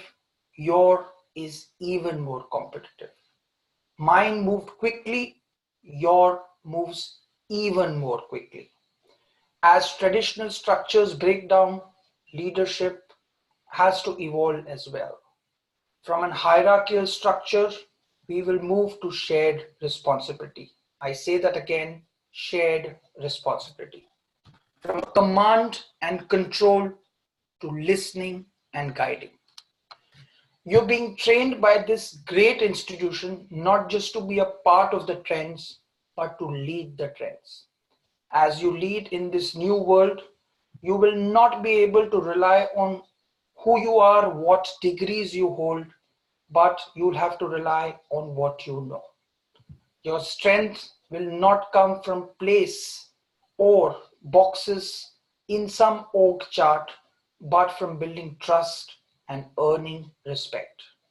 You're going to need talent, skill, imagination, and vision. But more than anything else, you're going to need the ability to communicate authentically, to speak so that you inspire people around you, and listen that you continue to learn each and every day on the job. Now, if you watch young children, you'll immediately notice how honest they are, and we all agree to the fact. In fact, to give you an example, my best friend, Betsy, from my section at the Harvard Business School was pregnant with her second child. Her first child was about 5 years or so, and she came and said, "Mommy, where is the baby?" "The baby is in my tummy," said the mom. He said, "Aren't the baby's arms in your arms?" She said, "No, the baby is in my tummy." Next question came in, "Are the baby's legs in your legs?" "No," replied the mummy, "the baby is in my tummy." Then he said, "Then mommy, what is it that is growing in your butt?" As adults, we never like to be honest, and that's not a bad thing. I am born with 2 children, and the last thing I need is these comments coming from them. But it's not always a good thing either, because all of us, and especially leaders, need to speak and hear the truth. as we would say in Facebook, the best three-letter word, WTF, what the beep, beep, beep. Now, truth is better used in simpler languages. Now, if you look at last year, what Mark decided to do was to learn Chinese as a part of studying, as he would spend an hour with some of our employees where he would learn the native Chinese language. One day, one of them was trying to tell Mark something about her manager. She said this in a long Chinese sentence.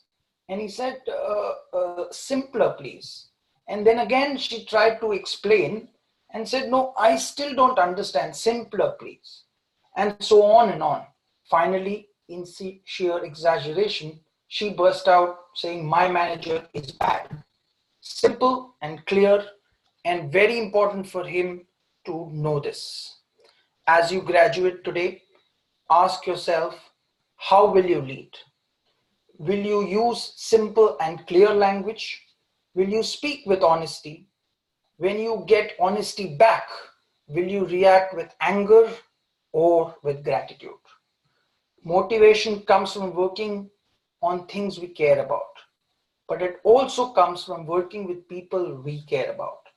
And in order to care about someone, you have to know them. You have to know them, what they love, what they hate, what they feel, and how they think. Recently, I started speaking about challenges women face in workplace. Someone I only had the courage to do so in the last few years. Before this, I did my career like everyone else because, I was never told everyone that I was a girl. Don't tell, said the corporate world. I left the lights on when I came home to do something for my kids. I locked my office door and pumped milk for my babies while I was on conference calls. People would ask, what's that squeaky sound? I would say, what sound? I hear a beep. Oh, there's a fire truck outside my office. That was a lie as a woman, I had to say. But the lack of progress over the past decade has convinced me that we need to start talking about this. But women on top C-level jobs are stuck 15 to 16% only, and nothing is moved in a decade. Not even close to 50% or no longer growing.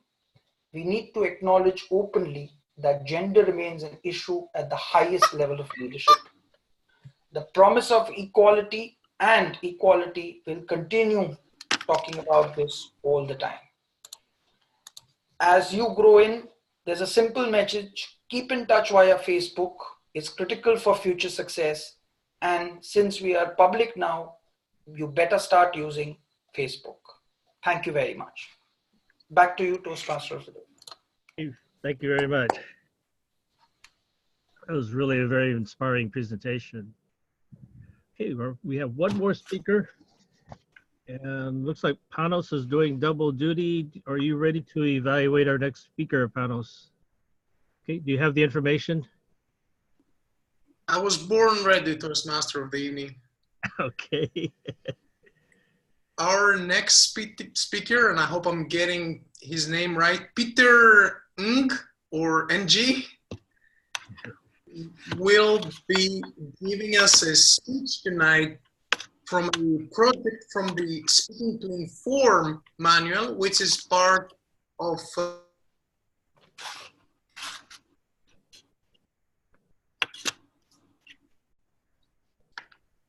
Uh-oh, looks like he's frozen. Yeah, he's frozen. Just proceed. Frozen. Coming back. It's gone there. I'm trying to wait for him to come back so we can evaluate you. Panos.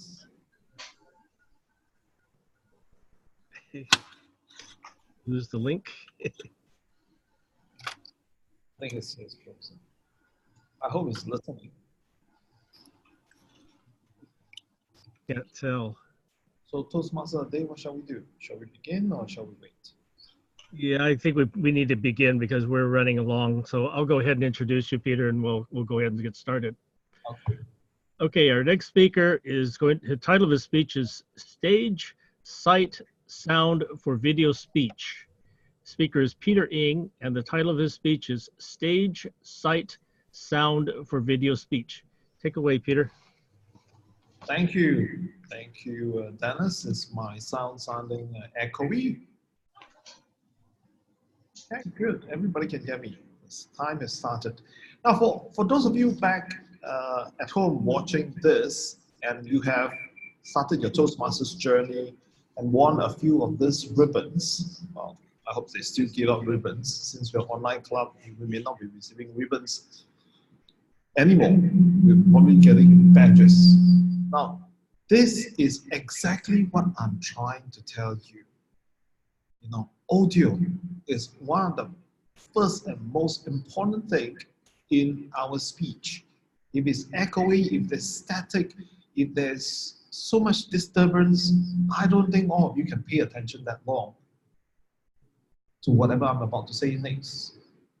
Now, what is interesting is, what I'm going to share to you that's interesting is actually involving the International Speech Contest, which earlier in the night, Wiwiek, our District 80 champion, she shared with you about how she went from all the different layers of contest to the district and then to international. Let me adjust the echo. I don't need this demonstration anymore. I'll come back to you in 2 seconds.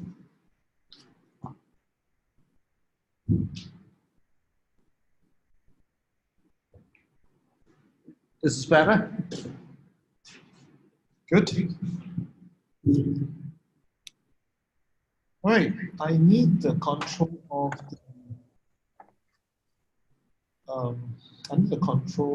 the screen.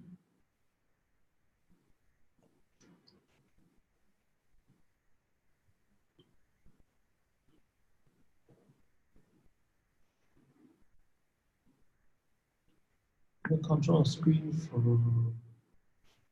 yeah, okay.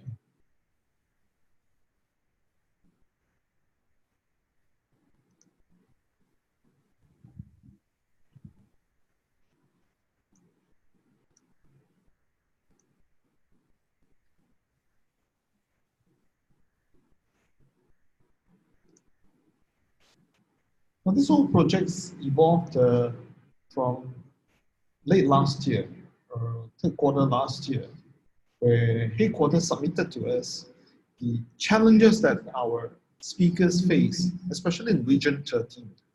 Region 13, that's where District 80 is.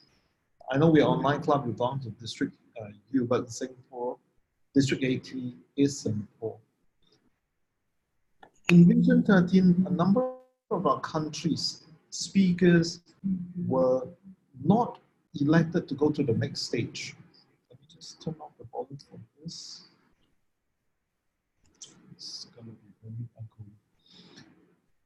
And the reason being, the stage, the sound, the light affected their performance in the video submission after they have won their trophy for being the district's best speaker. So don't be too happy if you have won. I'm going to remove the mic. Now don't be too happy if you have won the trophy for being the district best. You may still fail as a result of these reasons. I'm going to show you 4 stages right now. This is stage A, stage B. They're all the same stage. Just a different layout, designed, and, well, the purpose of the stage for the speech.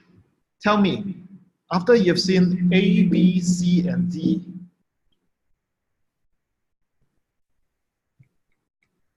which do you think is the most ideal stage for a contest speech? Ooh, 3 minutes. I'm going to give you the answer straight away. Right. A contest speech is a stage that is free from any encumbrance, where the audience cannot block the view, unobstructed view of your contestant, the speech contestant, which is stage C. And there should be no lights facing the camera, facing the audience, so that there will not be reflection in the recording of the entire stage, entire recording for the submission later. Now this was Wiwiek in her contest. In her year, you can notice that there is a lot of spotlight all around the stage, creating multiple shadows for her. Now, I purposely set my mic to be echoey. Now, I don't have time to go and adjust it. You have to bear with the echoey mic now. And now, these are some of the findings, or this is actually the requirement from headquarters. Camera must be high definition. That means in video 1080p. And it's only single camera, and there's no multiple camera angle, which means to say the previous slide, this is a wrong angle, even though the stage is the right stage. Again, it's still partially lit. The camera must be placed on a tripod, maintain stability, and unwanted movement is not recommended. Can you see Wiwiek, the earlier keynote speaker? We can't even see her face. The camera must have unobstructed view of the contestant, which I've mentioned earlier, and the entire recording must also be visible throughout the recording, entire speaking area. Now, the area was marked out clearly. However, the first two rows were occupied by an audience who constantly stand up and obstruct partial view of the speaker. Now, speaker's face must be visible throughout the speech. No, in this case, it's not so visible. And the image should not be too bright, too dark, no light. All this are in the rule for recording. But none of this were really observed by the entire region. In fact, most of the entire region did not follow those rules. That's why in the whole region 13, there were only half the contestant that has gone to the next level, to headquarters. So if this is your goal to win, well, this is not a trophy that you're looking at. To win this trophy, you wish to see yourself in France, in Paris, in August 2020. I think you should look into those goals to observe all the video rules in getting the right video recorded for your speech. That's it. 7 minutes, 30 seconds. Toastmaster update, back to you. Okay, thank you very much. Good information for us to be ready for our next speech contests that are coming up. Okay, that concludes our speeches for this morning, evening, whatever time frame.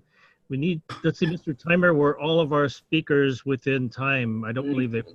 I don't think so. Quite a lot of them went over. So, timing report is live updated on chat. So you can see your timing data there. okay, let's see. I think we missed one timer because the timer was broken. Yes, First, it hangs somehow or another, the app. Yeah. So I stabilized the app again. That's the problem. App can crash. Looks like we had about half of the speakers really close to being overtime. Yeah. Well, Dennis, the next timer for evaluation will be Willie already. We'll go back to Willie. okay. All right, we'll go ahead and vote right now. The poll is up. Peter, your screen is still sharing. Whose screen is? Let me just. Okay, thank you. Thank you. Yeah, and I think we probably, well, boy, we're running way over. So we need like a 5-minute break.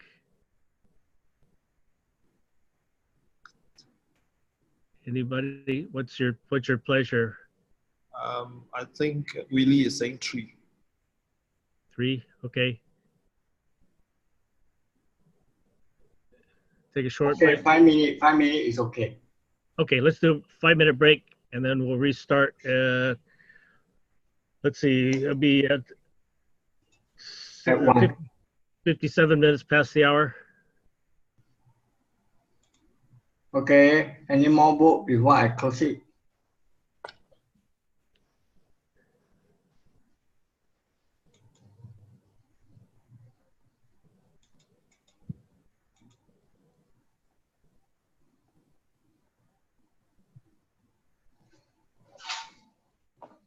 Okay.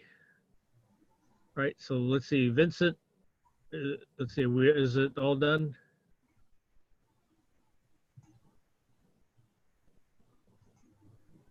Oh, hi, I'm here.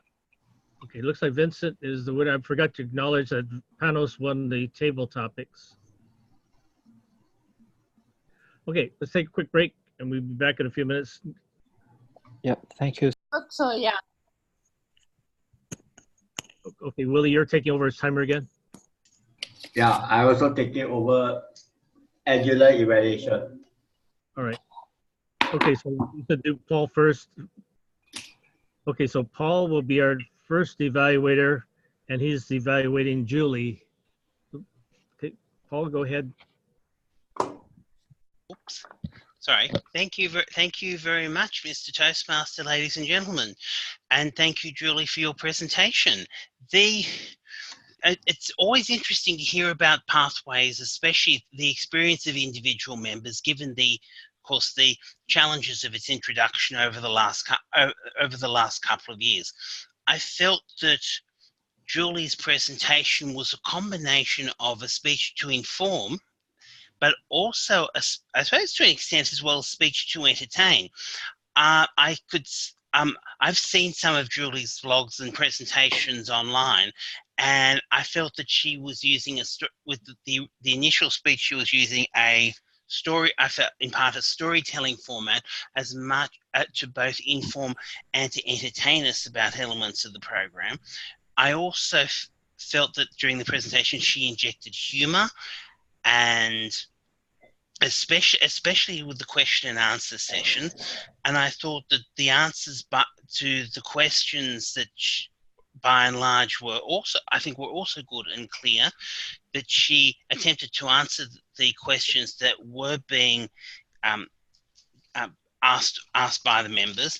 In terms of some of the technical elements of the presentation, I thought she had a good, clear voice. She used words that were appropriate for the circumstances. The eye contact I thought was very good because it was looking directly into the camera for the majority of the time, if not all of the time that she was actually speaking. I felt that she had demonstrated a clear knowledge of the Pathways programs and its various elements, and that was exuded throughout the presentation. And that the facilitation of the question and answer session was generally effective. In terms of moving forward with future presentations, particularly there is a combination of speech and Q&A.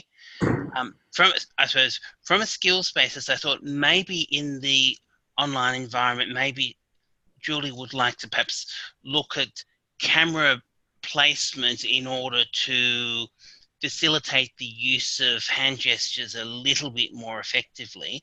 And I would like to issue a challenge, and it's a challenge that we're sort of attempting, many of the members of Netizens Toastmasters are attempting, and that is to encourage people who, if possible, who are making presentations to stand while making their presentations, just so that, I suppose,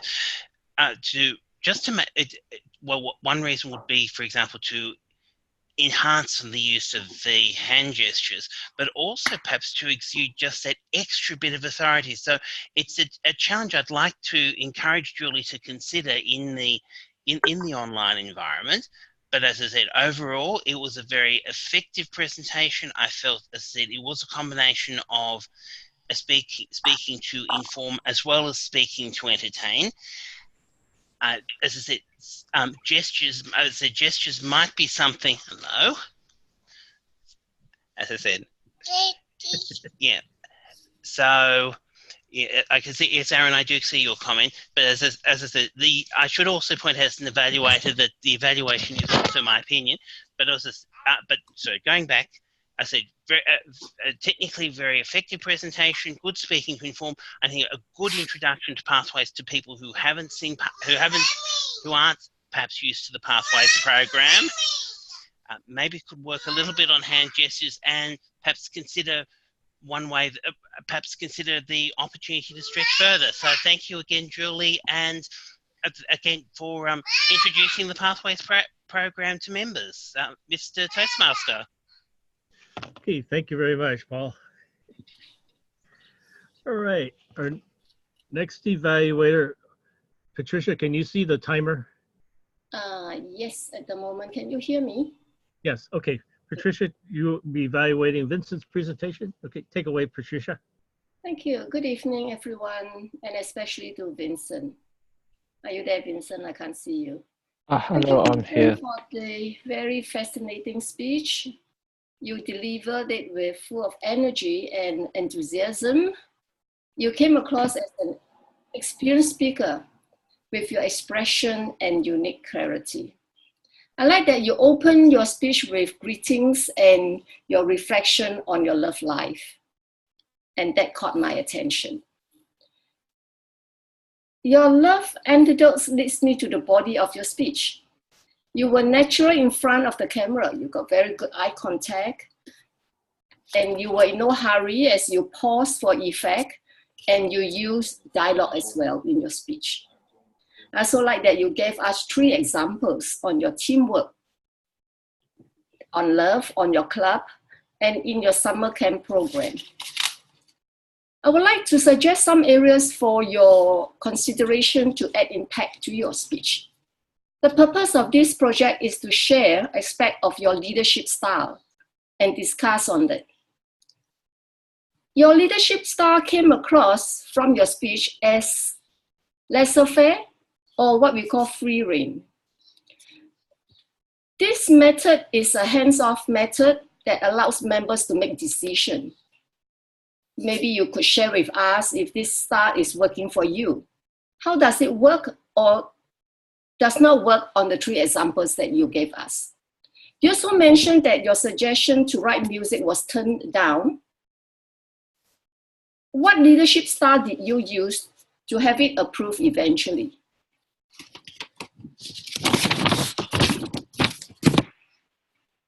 Perhaps you could also tell us in ways that when you are leading your team, as in you consider your team, your love life, your partner as a team, you consider your EXCO as a team, and you consider your summer camp program as a team that you were working with or you were leading, because in your summer camp, you were saying that you have a leader that leads you.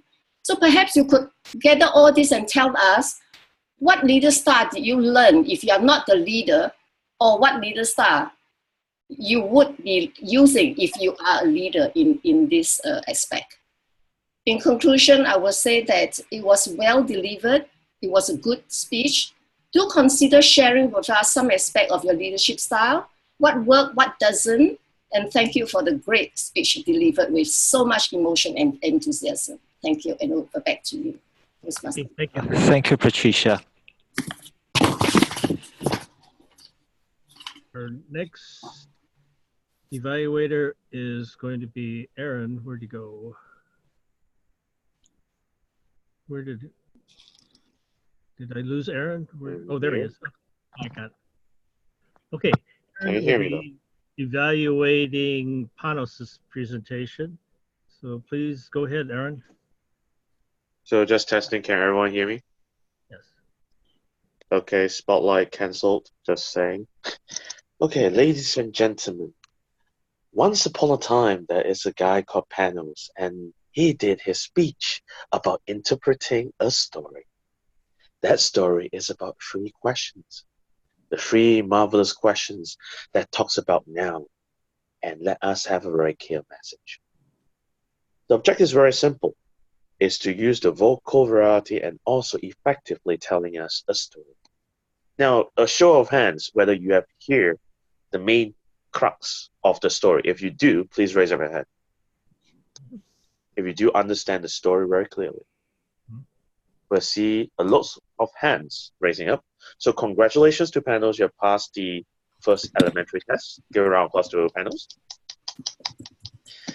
Now, when I hear Panos' strengths about the story itself, I hear two aspects. The first one is his vocal projection. You can see that he's speaking out feelings. He's very energetic, very lively on the screen, and making sure that we are carefully engaged. The eye contact is carefully on the camera itself, so I can see his eye glazing on it. Obviously, occasionally, he would turn to his right, which is showing where his script is. So it will be reading along with the script, and then slowing and letting us know how the story can be interpreted in his own words and pace. So the pacing has been really, really great because we can see the whole story picturing in our minds. Now, obviously, I want to give a lot of feedback there. That's why I spent 1 minute and 30 seconds remaining to focus on that. The first part that I really love to challenge on panels is that other than vocal projection, we always talk about vocal plurality, about how we can put it soft or louder or with feelings. So most of the time I hear the story itself is more of a vocal projection. So I can see your energy involved, but I cannot see, like, for example, the hermit. You have to add some emotions and then the act in there.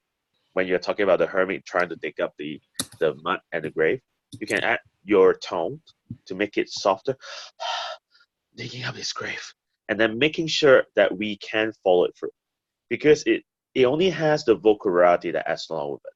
So you have to make sure that the tone has to be adjusted so that we can follow that mood and emotions. So that will be the first challenge. The second challenge I would like to give to panels is that when there are lots of chunky information, like there's lots of questions, there are lots of answers. And then you can actually, when you're doing your vocal variety, you can actually put some gestures to enhance it. Such as, for example, that there are lots of people that gives different answers. The first group of people will think about this answer. You can see that I'm actually doing like gesture that's supported. So when you do gestures to enhance it, it's like presenting a visual image along with interpreting a story. Your visual gestures can be an additional prop to help you guide your way through. Overall, I really love about how you put the hermit and the key message. If I want to say about the key message is that repeat the key message twice. Even if it's the story itself, repeat it carefully twice so that we can have a clear understanding at the end. That will be all for my evaluation. Back to you. Okay, thank you. 30 seconds, not 31. Close. Okay, thank you very much, Aaron. All right, next evaluator is Kanan, and he's evaluating Shan Chan's presentation. Kanan, are you there? Yes, can you hear me? Yes. Thank you. Thank you, Mr. Toastmaster, fellow Toastmaster, and especially Shan. You are speaking about timing your holidays for 2020. You have shared many information. You have provided great statistics. You talked about the flight, cruise, coach, and you shared photographs. You also shared the cuisines available in those places. That's a very good thing because people like me to eat a lot. That was a great information that you shared. Very nice. One positive thing is that you shared the things effectively. Your sharing was very nice. Your pictures, everything speaks very nice. Everything was very good. Now I'm going to talk about the improvements, which I feel that you need to work a little bit on that so that you can take this speech to the next level. Number one, first of all, this is an engaging humor path you are working on. I could not see any humor at all. This was a flat presentation. When you are doing an engaging humor path, you need to involve humor in every respect. That is a very important thing. Okay, and in your slide itself, you said you want to take this speech and become a storyteller, you need to incorporate some stories, your personal experience when you are traveling about in a flight or a cruise or a coach. Share some stories that will keep us engaged. That was also lacking. The second point, when you stand up to give a presentation, this is an online meeting, we could not see your head. Your body was there. So you need to make sure that when you are standing back, your complete picture is available. When you are sitting and presenting, I could not see your gestures at all because it was flat and you were sleeping like this. Stay little, go back a little bit, and so that your gestures could be seen very well. Okay, those are the positive things. I want you to be successful, so I'm giving a lot of improvement points. Don't think that I'm telling you this because I have to say, I'm just telling you so that you can go to the next level. And couple of times there was a blank screen. If you're sharing a screen, if you're sharing a screen, avoid the blank screen or stop sharing, give a speech for some time and then go back if you want to share again. Okay. Otherwise, I really liked it. Try to give the same speech by incorporating stories. You will understand how the audience will enjoy it better because you have a lot of good information, but that information needs to reach the audience so that you need to engage them by stories or adding humor. It was a flat presentation. I want you to be successful. Okay. And your conclusion, this is a keynote speech. What do you want to give? What message you want to share? Repeat that message. When you are talking about holidays, I'm giving an example, just don't follow that. You have to be going on holiday so that you can get recharged. That message needs to be recharged. That needs to be spoken again and again. This is a keynote speech for 18 minutes. Okay, so incorporate all those things, you will be a successful speaker. Back to you, Mr. Toastmaster. Okay, thank you very much. Very good information. Right, our next evaluator is Angela, and she will be evaluating Meenakshi. So Angela, are you ready?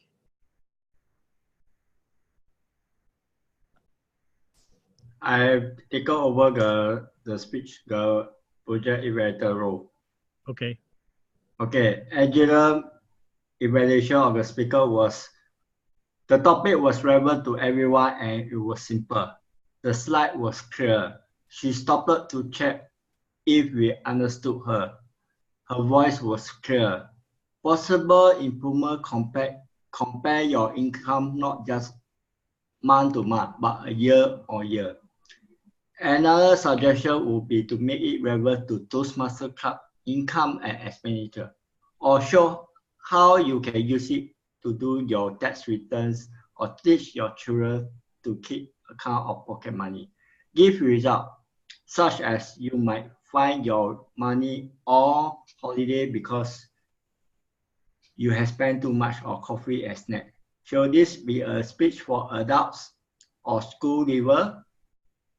One minor point, a single typo or a slide and instead of and or all, and instead of and or a very clear and well delivered in summary, or a very clear and well delivered speech. Please use color to highlight parts of the column instead of a pointer was very effective. A moment we all use. Well done for Toastmaster Angela. Thank you. Okay, thank you, Willie. All right, the next next speaker was Hiran and Alicia. Are you ready to evaluate? See, Alicia, are you there? Yes. Okay, go ahead. Yes, can you hear me? Yes. Hello? Yes, we can hear you. Go ahead, Alicia. Hello, can you hear me? Yes.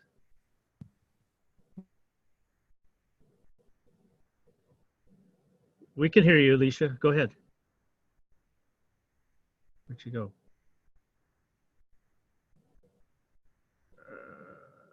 Oh, she's muted. Unmute yourself, Alicia. Sorry, I was kicked out of my internet was unstable and I was kicked out. I'm back. Okay. Can y'all hear me? Yes, yes, yes. Hello, can you hear me? Yes. Hello? Yes. Hello? You're good.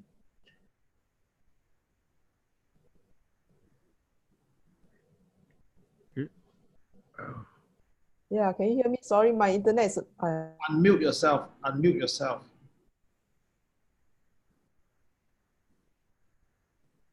Where'd you go? Alicia, unmute yourself. I think her internet is having Hi. issue. That's why she can't really come in and out. So. Okay, go ahead, Alicia. Hello? We can hear you, Alicia. Okay, sorry, my internet is very unstable. I got kicked out a few times. Finally, my apologies. Okay. Good morning to club president, to members and guests, especially to Hiren. Well done. Congratulations to you on delivering this project, the oratorical speech. And you did extremely well, as this oratorical speech is by a woman. And it's supposed to be an inspirational speech, and you really inspire everyone. And for a speech to be inspiring,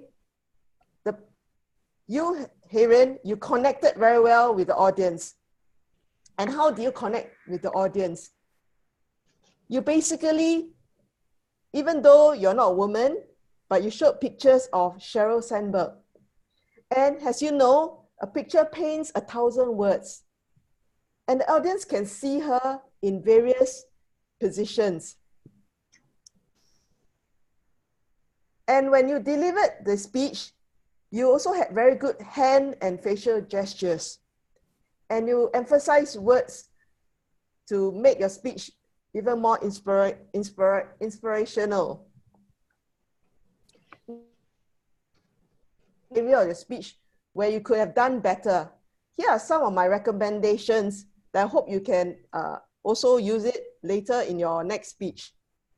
Well, as you are giving a speech, an oratorical speech to graduates, you might like to consider using a prop.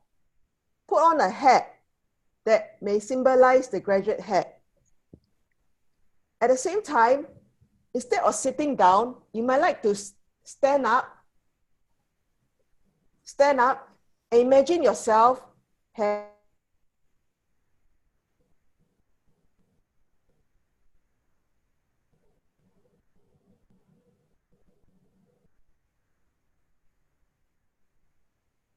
improve the level of energy and inspiration to the graduates you're supposed to be speaking to.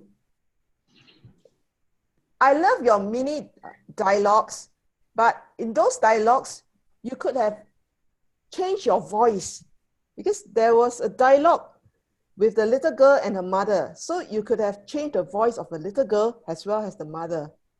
This will better engage your audience. Then I also found, although you had good hand gestures and facial gestures, there was at times some distracting hand gestures that you used that distracted the audience. I noticed you did this a few times. So and there's no meaning to these gestures. So if you did away with this, your speech would have been better. So all in all, I like that you took on this challenge of giving a speech that is spoken by a woman. And if you could put in some of my recommendations, I hope these recommendations are food for the champion in you. Back to you, Toastmaster of the day. Okay. Thank you very much, Alicia. Through all of your technical difficulties, you made it. Really bad night today. I've never been kicked out of the Zoom, but today I got kicked out 3 times. Okay, let's see. Willie's muted, but I think we'll go ahead and get started. Our last evaluator for the evening is going to be Panos, who is evaluating Peter.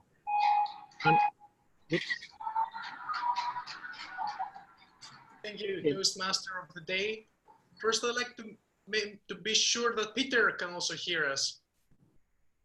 Yes, I can hear you very well. Perfect, perfect. If you want to see me, I'll show you. This is me. I believe you. I believe you. Fellow Toastmasters, and Peter in particular. Peter, tonight you sought to inform us about the stage sight and sound that are proper for video speech.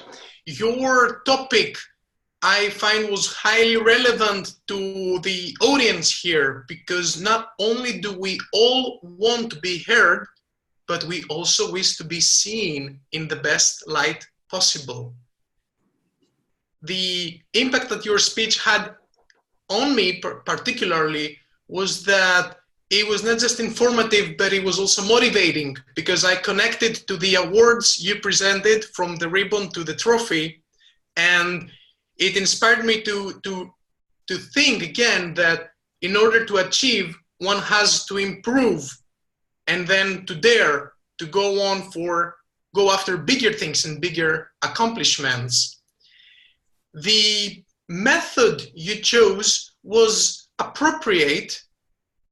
I would even say ideal, because using the online meeting, you managed to expose us to a number of stimuli. I can see your studio, and this is quite a professional setting that you have there. But I could also see you as a speaker, and at the same time, have a look at the slides that you were sharing. So it's 3 different channels of input that you managed to provide us with, which I find increased the effectiveness of your meeting. Now, the several different parts, talking about stage, audio, and visuals, in a way I found that they blended with each other. I think that if you had highlighted the different parts and say, let me break this down for you from experience. First, audio, point 1, 2, 3. Second, visuals. Third, stage.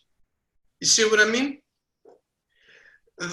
Then another point that would increase the effectiveness, in my opinion, is to challenge our imagination early on and use vivid imagery. For example, you had beautiful slides, professional photo shots from a stage.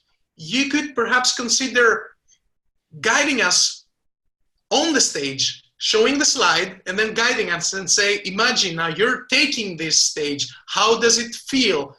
That would grab our interest, because this is something that we do as Toastmasters. We take the stage. Then you also could use an opportunity to survey, using a show of hands like Aaron did earlier, to survey our level of knowledge on this particular topic, you know, the gear and equipment. But all in all, you have inspired me to experiment with more gear, perhaps strive for solutions that are effective and maybe not over-engineered. I was surprised that you even consider using echo in your voice, and I want to experiment with it if it enhances the speech. And when in a professional setting, consult with a professional, leave nothing to chance. Back to you, Toastmaster of the day. Okay, thank you, Panos. Okay, Mr. Timer, I believe we had several people over time.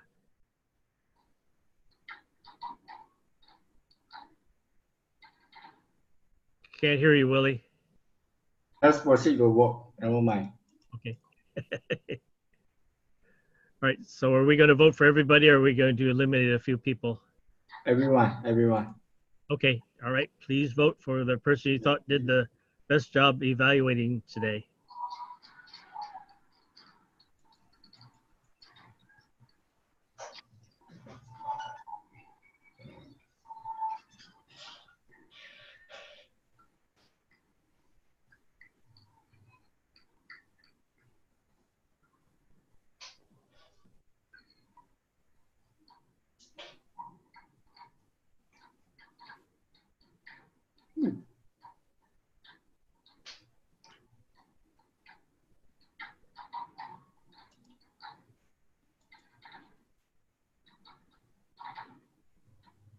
A few more people. We got 9 out of 13.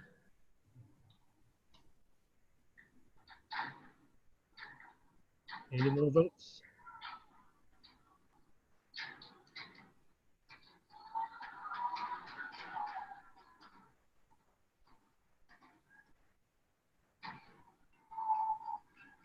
Okay, looks like we don't have any more people voting, so why don't we just go ahead and cut it off? Looks like Patricia is the winner, best evaluator for today. Thank you, Patricia. All right, it's been a long evening. I'm going to go ahead and conclude my part of the program, return the meeting back to our president so he can conclude the program. Thank you, Willie. Thank you, Toastmaster of the day, of the morning. It has been a very long meeting. I believe everyone have improved through Wiwiek's workshop, and that is the first communication workshop that we have started. There's more to come. Evaluation workshop will be coming very soon. Stay tuned, and I guess everyone enjoy. So I would like a few guests to give their feedback. Nikki, can I have your feedback before I? Yeah, Nikki. Yeah. Okay. Well, the meeting was longer than I thought. And sometimes it's hard to concentrate on what are topics. And, you know, when you evaluate people, it's still, you know, when it's get more hours, it get more hard to concentrate, my opinion. But for the rest, thank you, and it was a pleasure. Okay, thank you, Nikki. Vincent, since you are a guest speaker for Hong Kong, can I have your feedback? Can you Yeah, actually, I also echo the thought of Vicky, or I forgot the name, Nikki. Yeah, it's kind of long, but I really enjoyed the meeting because everyone has been so fun to listen to. Everyone has been so friendly to one another, even to newcomers like myself. I really loved it. Thank you. Okay, thank you. Julie, this is your third or fourth time already. I know the meeting is long, so I think we go straight to the point on the meeting content. Then the timing. I know it's very long meeting. So I repeat, it was very long. From 1 hour to 5:30. It is really, really a lot.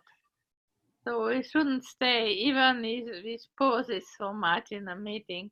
But I enjoyed each speaker and each table topic speaker, and I enjoyed the evaluations also. So anyway, I still enjoy the meeting, even if some parts at the beginning were for me too long. Because I can learn one thing or two or three, but I cannot learn 5, 6, 7, 6, 10 things at a time. Even if my brain Not too bad, relatively speaking now, but still not so good. I think each of us are able to learn only so much and take in so much. But it was enjoyable to meet all of you and go in pathway. Don't wait. Thank you, Julie. Kana, since you are our guest evaluator, Yeah, the meeting was good. go talk about the duration. That one I know already. No, the meeting was good. Yeah, try to make it as a 2 hour or 2.5 hours meeting. It's 3 Otherwise, hours. It used to be 3 hours. Today Yeah. is a special meeting because I know, I understand that. No, when you are having a special meeting, you don't include so many speakers. I'm just giving you for the best because people will not be able to concentrate. Because Julie's speech, there are very good speeches, but everybody cannot concentrate. 7 speeches and a workshop by a lady for 1 hour. That is too much. It is like a TLI. It is like TLI. Actually, you can go and register in the TLI and give it a credit for all the officers, all the people who attended. Because this is looking like a TLI. TLI is around 5 hours. That's what I'm saying. Otherwise, it is a great thing. And there are great people are here, like Aaron, Julie, Nikki, and so many good people. Are really wonderful to have all those people in the same forum and to have a thing. That will be great. But hats up to you because you are doing a great job, Willie. I want to congratulate you because you want to bring everyone together and you really accomplished a great job. Thanks to you because you have the great thing to bring all the people together. Thank you. Thanks, Kana, for the feedback. Since we are only the 6th meeting after being chartered, we are trying to improve ourselves. So I know. Let me do a last word. Okay, last sentence. Toastmaster is a journey. It's not a journey to pursue title. Toastmaster is a journey to improve communication and leadership skill. That's why I have returned after 30 years being away from Toastmaster, just to continue my communication skill. And I believe when I came back, when I do more prepared speech and I do more evaluation, and perhaps the next goal for this year will be focusing on table topics. I have moved for evaluation for a year, and this year is my year to concentrate on table topic. The next portion will be prepared speech. So I gladly would like everyone to improve in their communication and leadership in this club, whether you are a member or not, or yet to be a member, or if you are a guest evaluator or speaker. Your journey does not end today. Your journey will continue till the day you can't breathe. So, fellow Toastmaster, let us toast for the day. We go have a cup, so I can't toast for you. Okay, let us raise something and toast for the meeting, and then let's hope since this is the first meeting of 2020, we'll hope that everyone can be a potential DTM, a potential speaker in the coming year. Thank you. And I declare the meeting closed. And if you need to stay, we'll